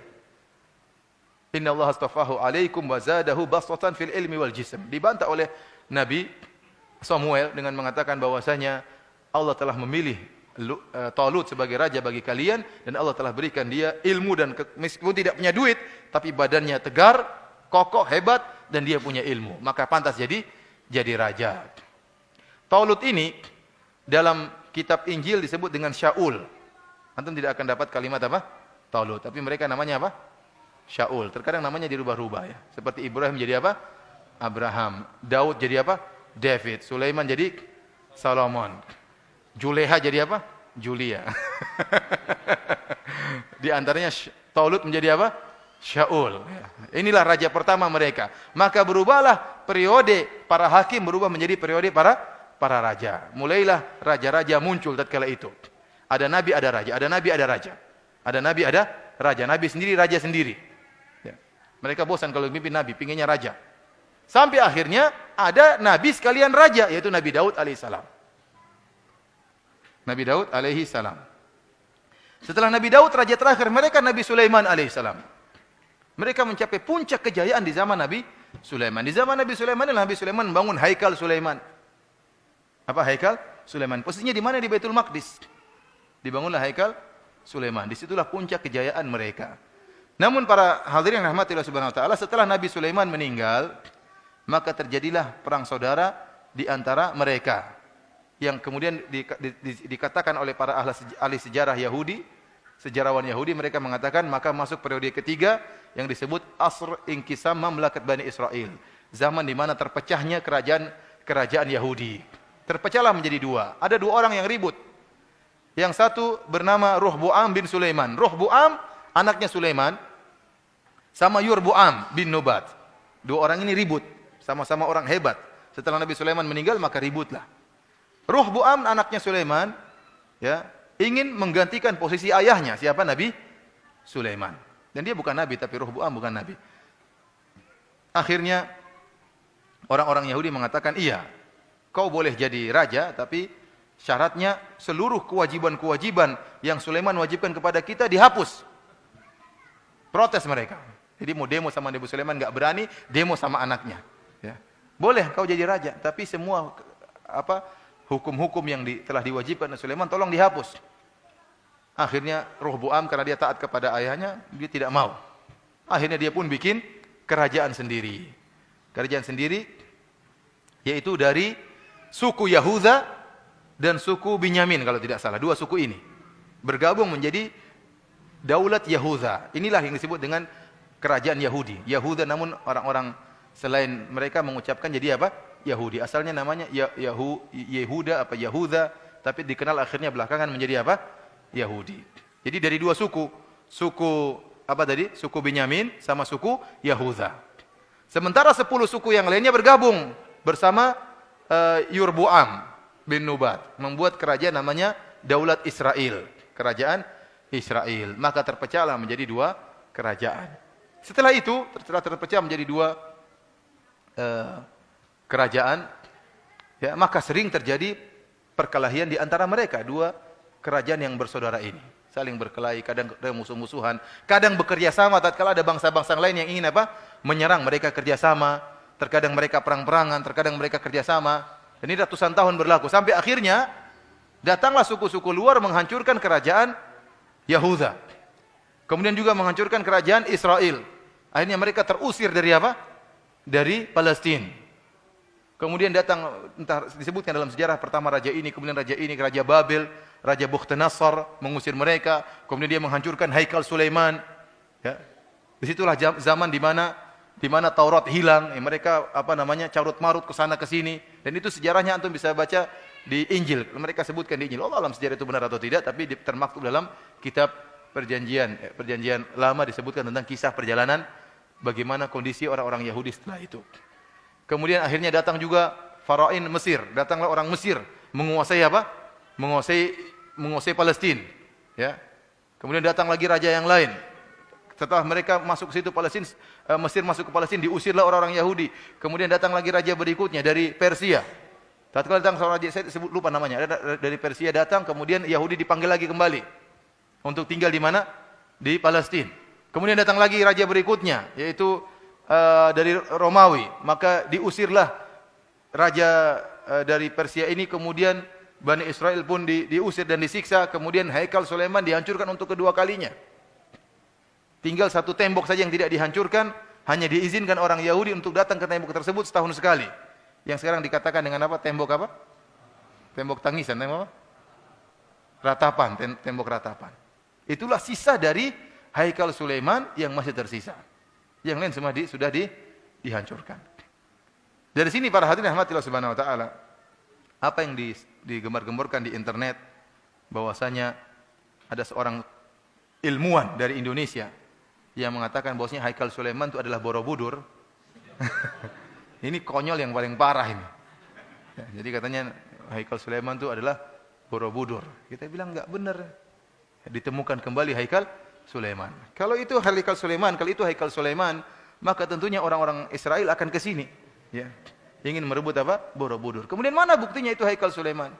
Seharusnya kalau itu dulu Haikal Sulaiman, pasti ada keturunan Yahudi di sana, di mana? Magelang. Pasti banyak orang hidung-hidung mancung, pesek-pesek terus, maksudnya tidak ada yang gaya-gaya Yahudi. Semuanya orang Indonesia seperti kita sama-sama. Ya. Oleh karena itu kedustaan, dan ini kekonyolan. Ya. Jangan sampai ketahuan sama negara luar, ada ilmuwan goblok dari Indonesia seperti itu. Gimana Haikal Sulaiman di Borobudur? Bahkan saya yakin bahwasanya Borobudur itu dulu adalah orang-orang musyrikin, karena patung-patung. Orang-orang musyrikin, kemudian Allah siksa mereka dengan dibenamkan di dalam tanah.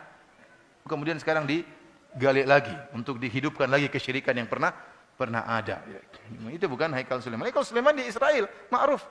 Makanya orang Yahudi datang setiap tahun menangis di tembok tersebut, dan mereka ingin mendirikan negara Israel Raya. Harus dibangun di atas Haikal tersebut. Itu yang mereka yakini.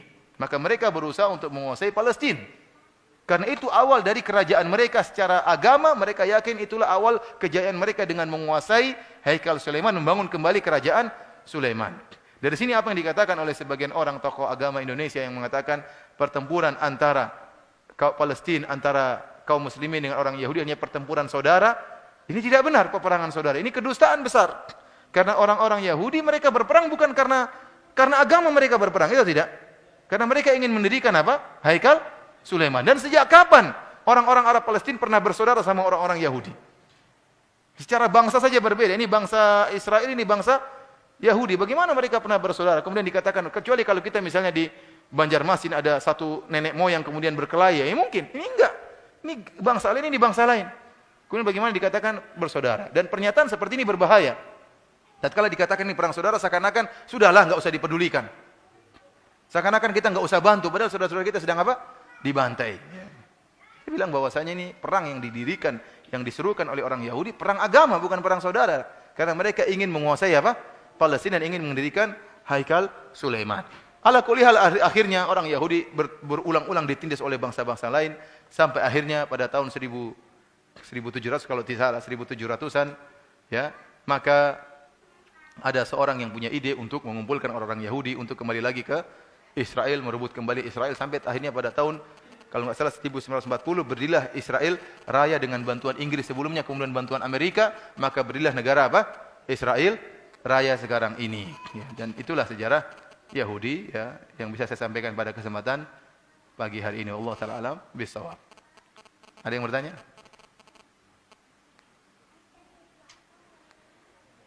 Ya, silakan.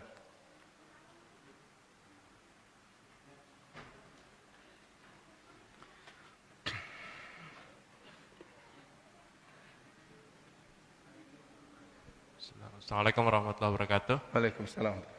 Ustaz, kalau saya tidak salah di surat Al-Isra ayat 4 dan 5, Ustaz. Iya. Ayat berapa? Ayat 4 dan 5 kalau tidak salah sesungguhnya Bani Israel, apakah ayat itu memang ditujukan buat Bani Israel atau tidak, akan jatuh 2 kali, Ustaz? Mengalami kejatuhan 2 kali kalau saya tidak salah. Apakah itu memang, kalau memang itu benar terjadi, itu terjadi sesudah pada dulu atau memang akan terjadi kemudian menurut ayat itu? Wa qadayna ila bani Israil fil kitab la tufsiduna fil ardi marratain wa la ta'luna uluwan kabira. Sekarang, Ustaz. Ya. Dalam surat Bani Israil ayat 4. Saya belum baca tafsirannya ya. Saya belum baca tafsirannya, nanti kita bisa baca dalam tafsir Ibnu Katsir. Karena memang disebutkan bahwasanya kalian akan membuat kerusakan di atas muka bumi 2 kali. Apakah terbatas hanya 2 kali ataukah Allah menceritakan tentang satu kejadian, apakah ada yang ketiga atau 4 kalinya? Ya. Ada pertanyaan yang lain? Insyaallah kita cari jawabannya. Apa maksud dari ayat tersebut? Wallahu alam, saya belum tahu, saya belum pernah baca. Kalau ada yang tanya yang lain silakan. Pernah mendengar bahwa Raja Firaun ini pada saat dia Raja apa? Siapa yang ini? Firaun pada saat di tengah laut sudah sekarat gitu ya, mau bertobat katanya. Mau bertobat ya. Iya, itu gimana?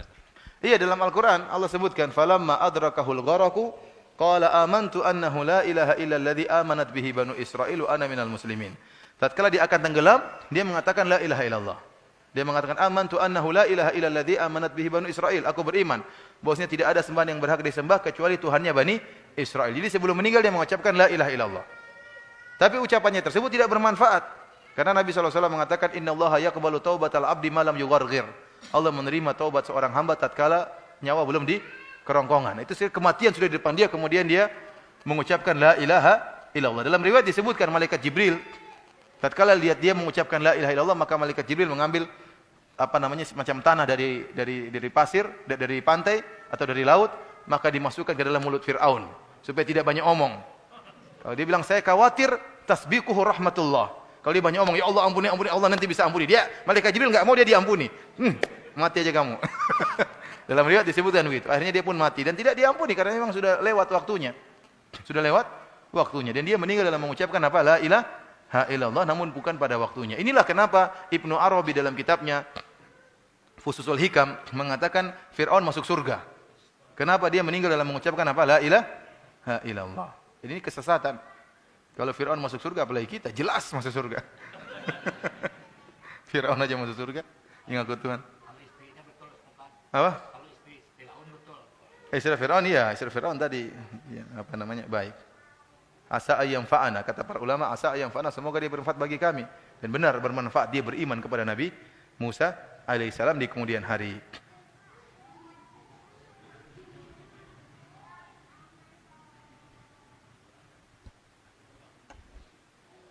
Assalamualaikum Ustadz. Ya. Saya mau tanya, apakah Yahudi dan Syiah itu bersaudara? Yahudi dan apa? Dan Syiah, apa itu bersaudara mereka?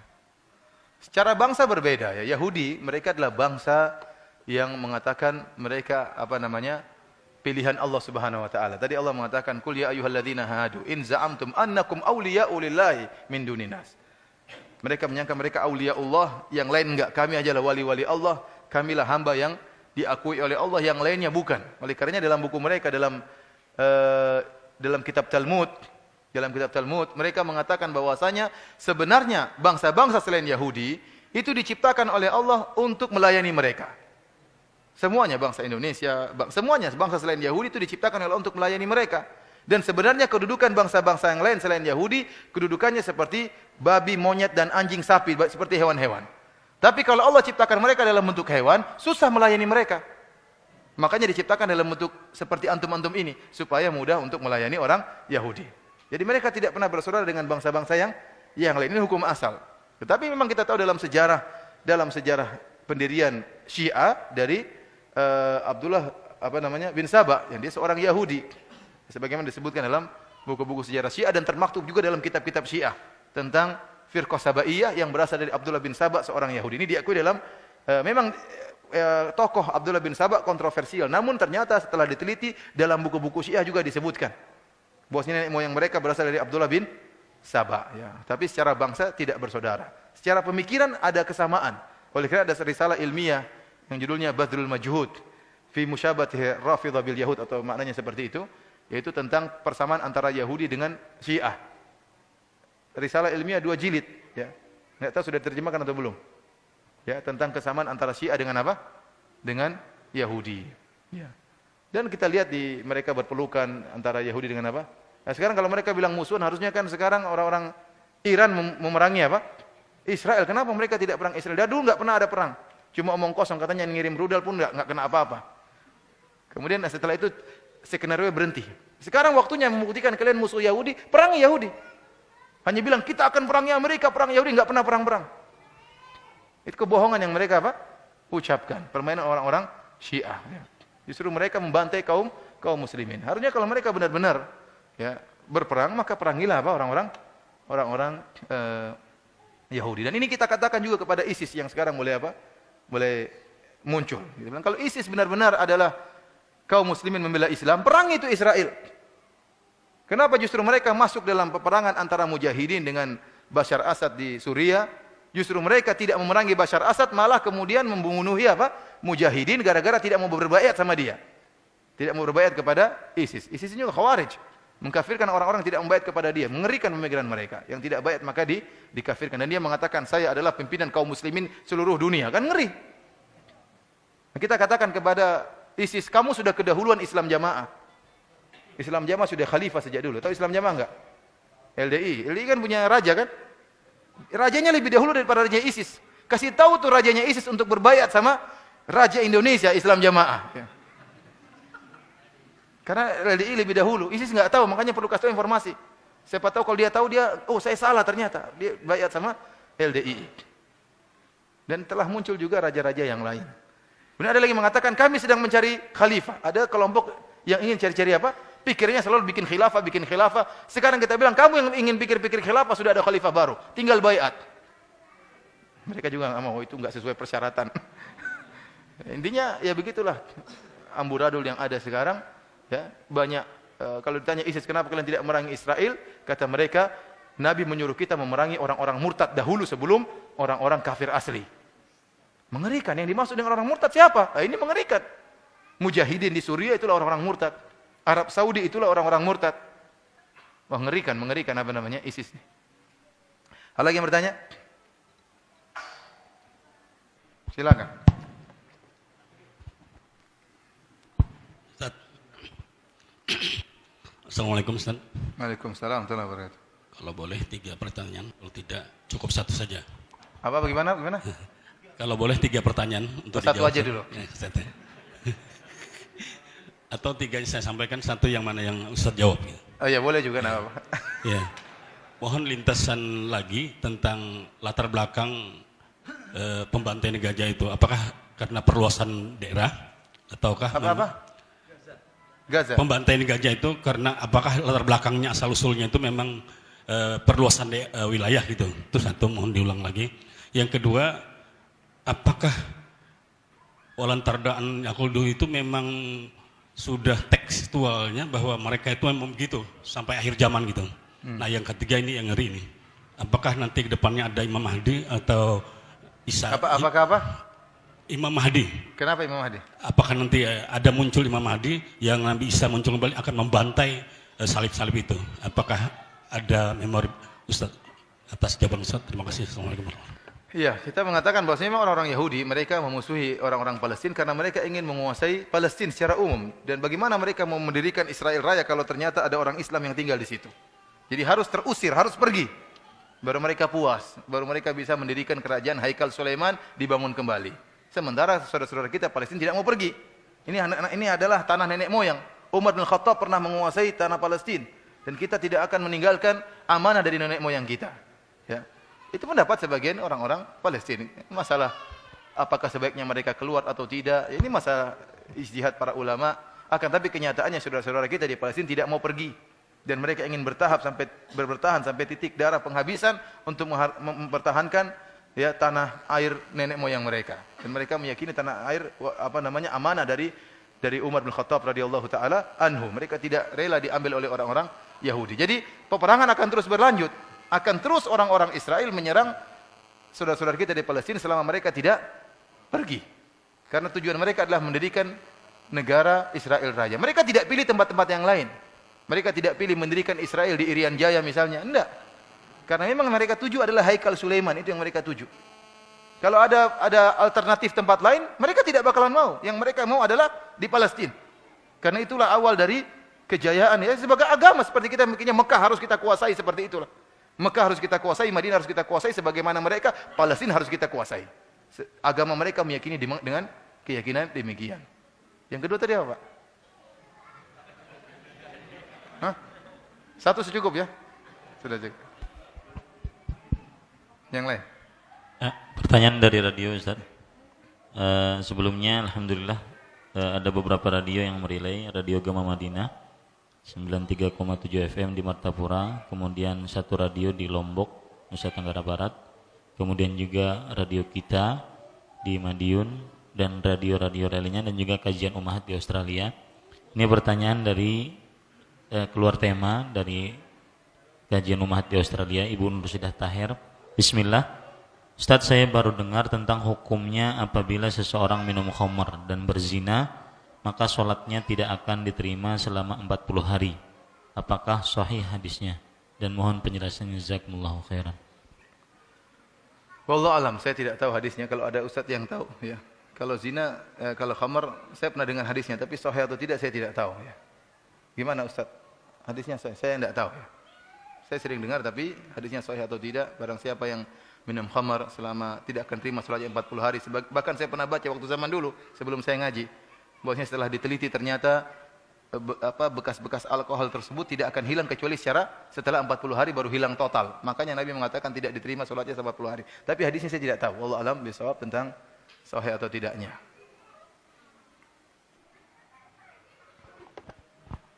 Assalamualaikum warahmatullahi wabarakatuh. Ya, waalaikumsalam warahmatullahi wabarakatuh. Ya Ustadz, saya mau tanya apakah di Yerusalem itu Masjidil Aqsa itu bangunannya bertepatan dengan Haikal Sulaiman tidak? Allah alam, saya belum pernah ke sana. Tapi daerah sekitar situ, di daerah masjid itu, lingkungan situ. Situ ada tembok ratapan tadi itu, iya. Tembok ratapan. Tapi persisnya saya tidak tahu, saya nggak pernah ke sana.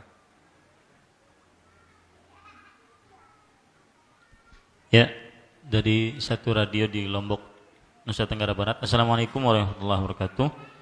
Saya mendengar kajian tentang dilarangnya berjualan di dalam masjid dan mendoakannya kejelekan. Pertanyaannya, apakah di depannya kita mendoakan kejelekan orang yang melakukan jual beli di dalam masjid atau di waktu yang lain? Syukran Ustaz.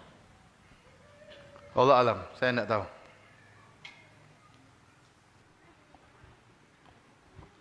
Assalamualaikum warahmatullahi wabarakatuh. Waalaikumsalam warahmatullahi wabarakatuh. Saya ingin bertanya masalah sejarah Masjid Al-Aqsa, Ustaz, siapa yang mendirikannya? Yang kedua, di sana ada dua masjid yang berdekatan antara Masjid Dome of the Rock dan Masjid Al-Aqsa. Mana pertanyaan? Yang bertanya mana? Oh iya. Ada dua masjid yang berdekatan. Nah itu kadang-kadang bagi orang awam membingungkan gitu. Sebagian orang yang tahu bahwa Masjid Al-Aqsa itu adalah Dome of Rock, tapi ternyata tidak gitu. Saya juga baru tahu bahwa itu bukan Masjid Al-Aqsa. Nah justru Masjid Al-Aqsa yang bangunan lama gitu, Ustaz. Nah itu jaraknya mungkin kalau jaraknya begitu dekat, mengapa masjid itu harus ada dua gitu, Ustaz? Malah justru menghilangkan Masjid Al-Aqsa itu seakan hilang oleh Dome of Rock itu, Ustaz. Ya, terima kasih. Warahmatullahi wabarakatuh. Waalaikumsalam. Wallahu alam, saya tidak tahu. Tanyakan kepada orang yang pernah ke sana. Ada sebagian ustaz-ustaz alhamdulillah pernah ke sana, pernah ngobrol sama orang sana, saya tidak tahu, wallahu alam. Saya baru tahu dari antum. Secara namanya saya baru tahu, tadi namanya apa? Bro Prof apa tadi? Saya juga baru tahu. Iya, saya enggak tahu. Terus terang saya tidak tahu. Saya enggak tahu.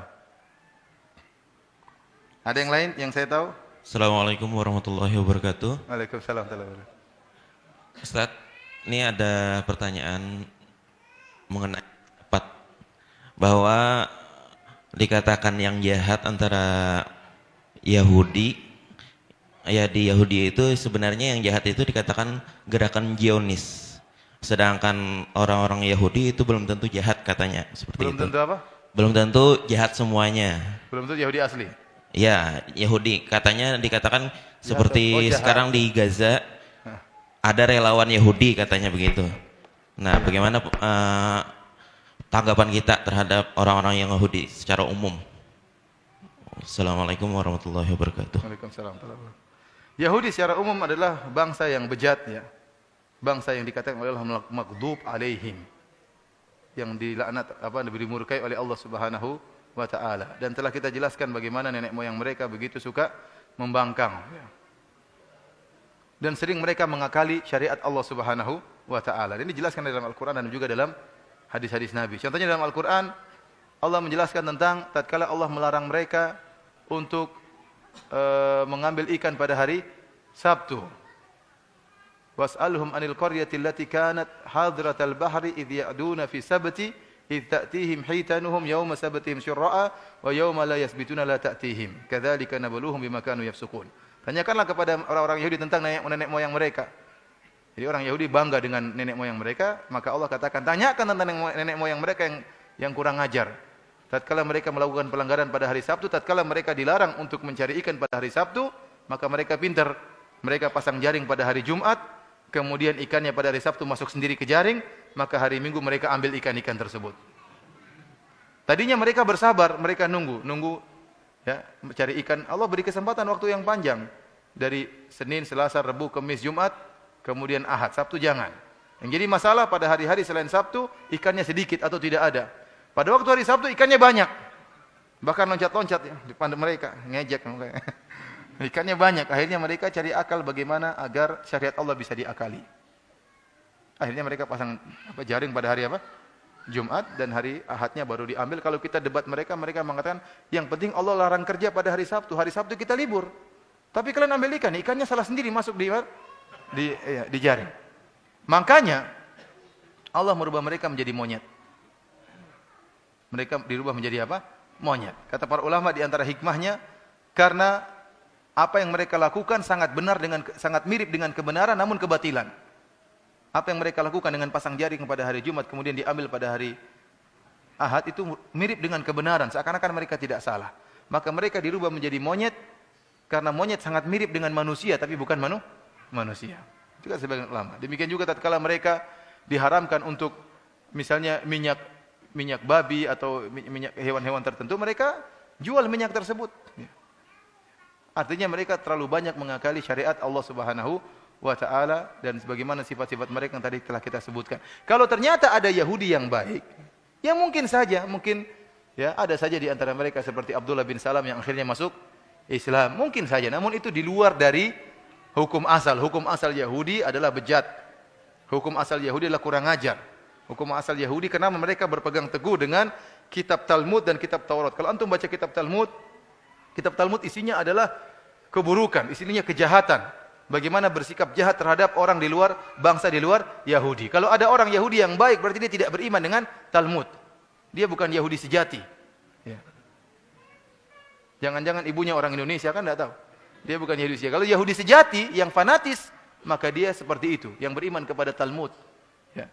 Kalau ada relawan Yahudi, ya mungkin saja, atau mungkin kamuflase, hanya penipuan. Wallahu a'lam bishawab. Tapi kita katakan hukum asal Yahudi adalah kaum pengkhianat, kaum penipu, pembunuh para nabi dan kebejatan-kebejatan lainnya. Sudah? Sampai masih ada bertanya atau sudah selesai?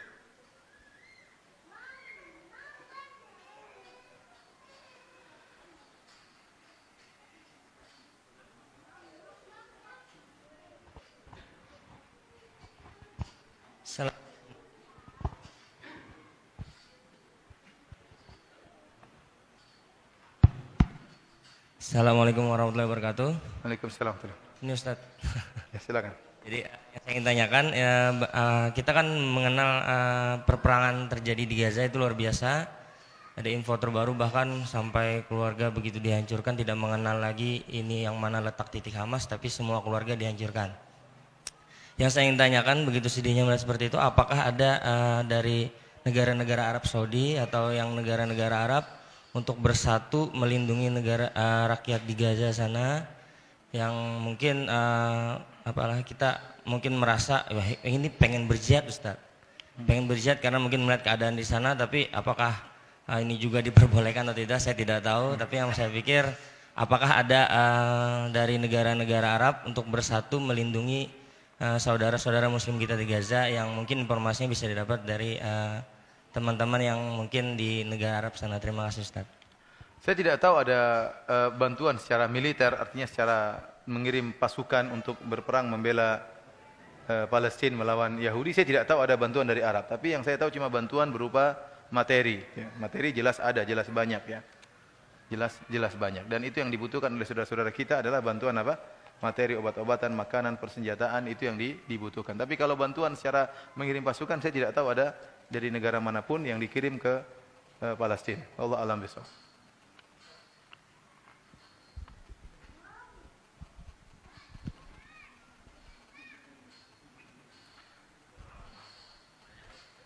Ustadz, saya pernah dengar musik itu haram, tapi saya ragu karena saya suka musik. Tolong penjelasan dalil tentang pengharaman musik. Ini dalil haram musik ya, di antaranya dalam surat Luqman, ya minan nasi may yashtari lahwal hadithi liyudhilla an sabilillah. Di antara manusia ada yang membeli perkataan yang sia-sia untuk menyesatkan dari jalan Allah Subhanahu wa taala. Baca buku tafsir manapun akan disebutkan perkataan Ibnu Mas'ud. Dia bersumpah yang bahwasanya yang dimaksud adalah nyanyian yang menyesatkan orang dari jalan Allah Subhanahu wa taala ya. Sebagian ulama ya seperti Ibnu Rajab Al-Hambali dalam kitabnya Fathul Bari ya, Syarah Sahih Bukhari ya, versi Ibnu Rajab, dia mengatakan bahwasanya yang dimaksud dengan nyanyian tersebut adalah nyanyian yang disertai dengan musik. Wallahu a'lam bishawab. Ini pendapat beliau karena beliau mengatakan tafsiran tersebut muncul dari Ibnu Mas'ud tatkala kaum muslimin sudah bercampur dengan orang-orang Romawi yang masuk Islam dan kebiasaan mereka adalah menyanyi sambil musik-musikan. Maka ayat ini berkaitan dengan musik ya. Kemudian dalam hadis dalam Sahih Bukhari Nabi SAW mengatakan la yakunana aqwamun min ummati yastahiluna al-hira wal harira wal khamra wal ma'azif. Akan ada dari umatku yang menghalalkan zina, menghalalkan bir, menghalalkan kain sutra bagi lelaki dan menghalalkan alat-alat musik. Ini Rasulullah mengkabarkan akan ada umat yang model begini, menghalalkan zina, yang menghalalkan bir, menghalalkan kain sutra bagi lelaki dan juga menghalalkan alat-alat musik. Ini menunjukkan alat musik hukumnya haram. Oleh karenanya para ulama ijma bahwasanya musik hukumnya haram dan ini pendapat 4 mazhab. Dan termasuk ulama yang keras dalam hal ini adalah Imam Syafi'i rahimahullahu taala yang keras mengharamkan musik. Sampai beliau mengatakan kalau ada orang mencuri alat musik maka tidak perlu dipotong tangannya. Ya, tidak perlu. Kenapa? Karena itu hukumnya seperti mencuri babi dan seperti mencuri bir. Sama-sama hukumnya haram. Jadi kalau ada barang, karena asalnya barang haram memang ditiadakan. Oleh karenanya kalau ada yang mencuri alat musik maka tidak perlu dipotong tangannya. Demikian juga beliau mengatakan dalam kitabnya kalau ada orang yang masuk ke rumah seorang muslim, misalnya kemudian dia pun ada orang muslim tersebut punya alat musik, kemudian dia merusak alat musik tersebut, maka dia tidak perlu ganti. Dia tidak perlu ganti. Oleh karena sering saya sampaikan kalau antum pergi ke toko alat musik, antum masuk hancurkan alat musiknya. Antum bilang Imam Syafi'i mengatakan demikian. Kalau saya hancurkan tidak perlu ganti. Kata dia tidak usah ganti tapi tolong masuk kantor polisi ya. Ini pendapat Imam Syafi'i. Oleh karena semuanya ulama 4 mazhab semuanya mengharamkan apa? Musik. Dan kenyataannya musik ya adalah melalaikan. Kita semua tahu musik apa? Melalaikan. Dan barang siapa yang berusaha beribadah dengan alat musik atau berdakwah dengan alat musik ya, maka dia telah meniru-niru orang-orang Nasrani. Dan Rasulullah SAW mengatakan man tasyabbaha biqaumin fahuwa minhum. Barang siapa meniru suatu kaum termasuk dari golongan tersebut. Orang-orang Nasrani lah yang beribadah dengan menggunakan apa? Alat-alat musik ya. Akhirnya apa? Ada nada dan dakwah misalnya. Lagi dakwah yang hadir laki-laki perempuan waktu joget-joget. Apakah dengan joget gini nambah iman ya ikhwan? Pikir sendirilah. Orang joget-joget nambah iman, nambah teler bukan nambah iman. Begini Ustaz, kita lihat di Palestina itu kan perlawanan sepertinya tidak mungkin dikalahkan Israel Yahudi itu. Apakah yang seperti ini bisa kita samakan ketika Nabi juga berhijrah dari Mekah? Padahal kurang apa kota Mekah itu sucinya dibanding yang Palestina itu, harusnya berhijrah. Terus juga ada pendapat fatwa dari, saya lupa, dari ulama agar segera meninggalkan itu untuk berhijrah. Tapi ada dibantah oleh sebagian orang juga mengatakan kalau dulu, kalau zaman Nabi berhijrah itu kita kembali lagi nggak perlu pakai paspor kembali. Kalau kita sekarang keluar dari Palestina nanti nggak bisa kembali lagi karena masalah negara nggak bisa bolak-balik begitu. Nah jadi bagaimana Ustaz perlawanannya sebaiknya itu, apakah memang harus berhijrah dulu atau nanti dulu melawan Yahudi itu menunggu kita kuat seperti Nabi juga baru kita menaklukkan Mekah lagi seperti itu? Allah alam bisawab, ya saya tidak tahu ya. Itu memang ada isyihad sebagian ulama yang mengatakan sebaiknya mereka keluar dulu meninggalkan apa? Palestina untuk menyusun kekuatan ya. Namun kita bicara kenyataannya mereka tidak mau. Kenyataannya mereka tidak mau. Dan kita katakan tatkala mereka tidak mau, maka tetap kita harus membantu mereka. Adapun seharusnya mereka pergi atau tidak, wallahu alam bisawab, itu urusan ulama. Namun kita bicara kenyataan yang ada, mereka tidak mau apa? Pergi. Tatkala mereka tidak mau pergi, maka wajib bagi kita untuk membantu mereka. Sementara mereka terluka, mereka kemudian sedang berperang, maka kita bantu sebisanya. Apakah yang mereka lakukan salah atau benar, tetap kita bantu. Ya, tetap kita bantu. Ustaz, ini ada beberapa pertanyaan dari BBM Masjid Imam Syafi'i. Yang pertama dari Ari di Banjarbaru. Ustaz, bagaimana sikap kita semestinya kaum muslimin terhadap Masjid Al-Aqsa? Apakah kita biarkan saja dihancurkan ketika dikuasai Yahudi atau bagaimana sikap kita Ustaz seharusnya? Ya tadi sama, saya tidak tahu. Ya, itu pendapat para ulama ada berbeda ya. Yang seharusnya kaum muslimin bersatu menyerang, tapi kan kaum musliminnya enggak mau bersatu. Kita bicara kenyataan. Harusnya negara-negara kaum muslimin, bukan cuma negara Arab. Semua negara Islam harusnya bersatu menyerang Yahudi. Namun kita bilang masing-masing negara punya kepentingan sendiri-sendiri, punya kebijaksanaan politik sendiri-sendiri. Dan tidak bisa siapa kita kemudian mau menyampaikan kepada mereka. Kita bicara tentang kenyataan yang ada. Ya, kenyataan yang ada, tidak ada persatuan kaum muslimin untuk bekerja sama menyerang orang-orang Israel, dan kenyataan yang ada, orang-orang Palestina saudara-saudara kita tidak mau meninggalkan apa? Palestina, dan mereka rela untuk meninggal sampai titik darah penghabisan untuk mempertahankan tanah mereka. Dan mereka tidak mau diusir dari tanah mereka. Maka kewajiban kita yang bisa kita lakukan semaksimal mungkin adalah memberi bantuan kepada mereka. Yang mereka lakukan benar atau salah itu urusan Allah Subhanahu wa taala. Ya, mungkin satu lagi Ustaz dari BBM juga. Ya. Ustaz, tadi disebutkan bangsa Yahudi dikutuk menjadi kera. Kapan periode itu terjadi Ustaz? Wallahu alam bisawab. Kapan mereka dijadikan kera, dijadikan monyet ya. Kunu qiradatan khasiin, jadilah kalian monyet-monyet yang hina ya.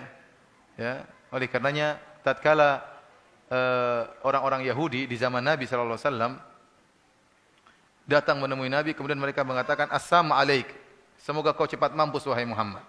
Jadi mereka harusnya assalam, lamnya mereka hilangkan. Mereka mengatakan assalamu alaik, yang artinya semoga kau cepat mati wahai Muhammad. Maka Rasulullah SAW mengatakan alaik, kamu juga. Maka Aisyah tatkala mendengar ini, Aisyah tidak sabar.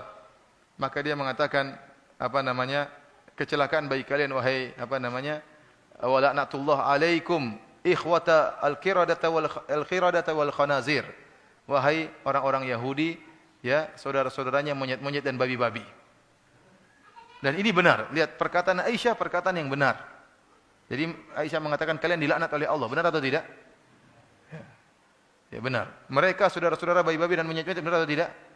Aisyah lihat, Aisyah tidak mengatakan kalian keturunan babi-babi dan monyet-monyet, enggak. Karena memang kullu ummatin musikhat laisa laha naslun. Kata Nabi sallallahu alaihi wasallam, setiap umat yang dirubah jadi hewan tidak akan ada keturunannya. Jadi orang-orang Yahudi yang pernah nenek moyang berubah menjadi monyet dan babi tidak ada keturunannya, ya. Jadi sudah mereka hidup kemudian mereka mati. Maka Aisyah memilih lafal kalian saudaranya babi-babi dan monyet-monyet, dan itu benar. Ya.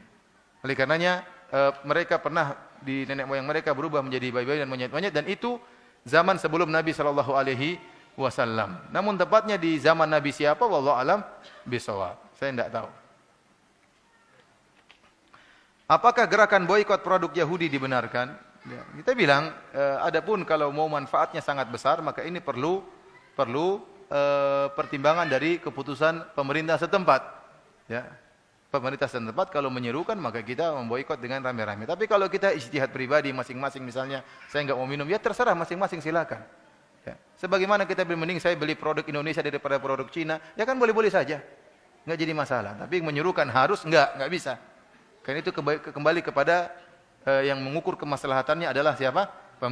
Pemerintah. Karena kita bekerja sama dengan bukan cuma Yahudi, juga orang kafir. Banyak produk-produk yang masuk dalam negeri kita, produk-produk orang kafir. Kita mengatakan, tidak boleh kamu, misalnya nggak boleh kamu beli Kentucky misalnya, itu orang kafir, tapi dia pegang iPhone. Sama saja kan? Apa bedanya itu sama itu? Misalnya saya katakan gitu. Tapi kalau dia bilang, ya saya iPhone tapi itu nggak minimal kan saya mending saya beli ayam Indonesia. Ya terserah, itu bagus. Selama kau bisa mengurangi pembelian daripada produk-produk kafir, bagus. Tapi kita tidak berani mewajibkan kepada apa? Pada orang lain. Seperti ada yang bertanya, Syekh kita harus boikot terhadap produk-produk Amerika. Syekh itu tanya, kamu minumnya apa? Minum Pepsi. Sama saja. Minum Pepsi. Artinya kita bilang ya, masalah masing-masing silakan. Itu hak antum. Saya tidak mau beli misalnya dari produk-produk kafir, itu bagus, terserah antum. Tapi antum tidak bisa mewajibkan kepada orang lain. Karena masalah kemaslahatan kembali kepada yang bisa mengukurnya adalah pemerintah. Pemerintah yang bisa. Kalau pemerintah mengatakan boikot berarti ada maslahatnya besar. Dan ini masalah di luar daripada kemampuan kita, karena harus kita mengetahui ekonomi pemerintah, bagaimana kerjasama, bagaimana bentuk kerjasamanya, bagaimana perjanjiannya, kan repot. Nggak tahu juga kita bagaimana. Jangan-jangan ada produk misalnya orang kafir, namun sebagian besarnya buat pemerintah kita, sebagian kecil buat mereka. Ya, ininya kita tidak tahu tentang perjanjian antara pemerintah dengan mereka.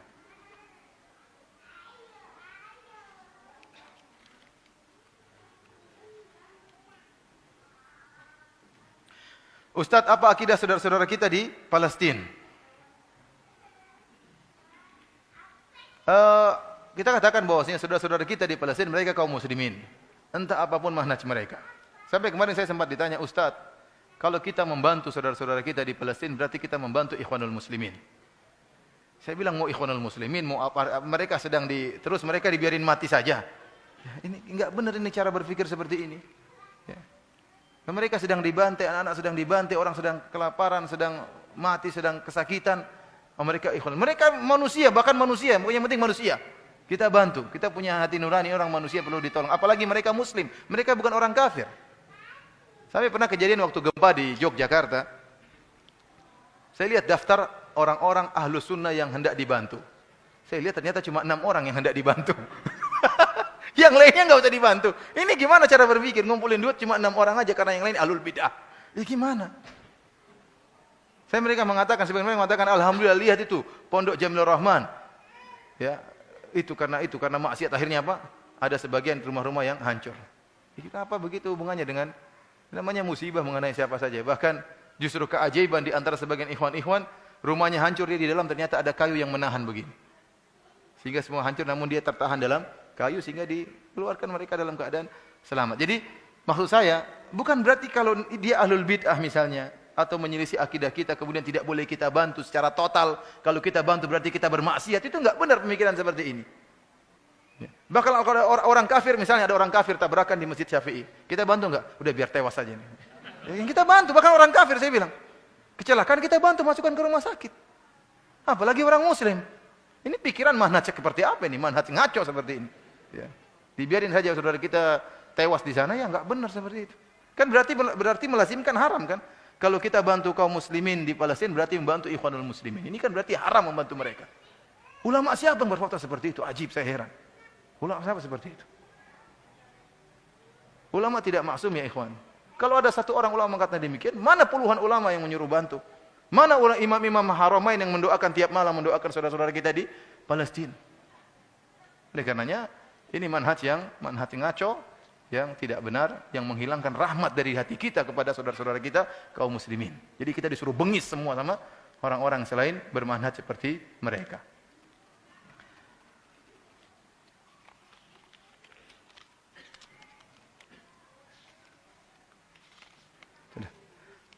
Demikian saja apa yang bisa saya sampaikan pada kesempatan hari ini. Kurang lebih saya mohon maaf, dan saya mohon maaf kepada ikhwan-ikhwan yang banyak bertanya namun saya tidak bisa jawab karena keterbatasan ilmu saya dan kekurangan ilmu saya. Semoga Allah Subhanahu wa taala mengampuni dosa-dosa kita, dan semoga Allah Subhanahu wa taala menolong saudara-saudara kita yang ada di Palestina dan segera memberikan jalan keluar bagi mereka.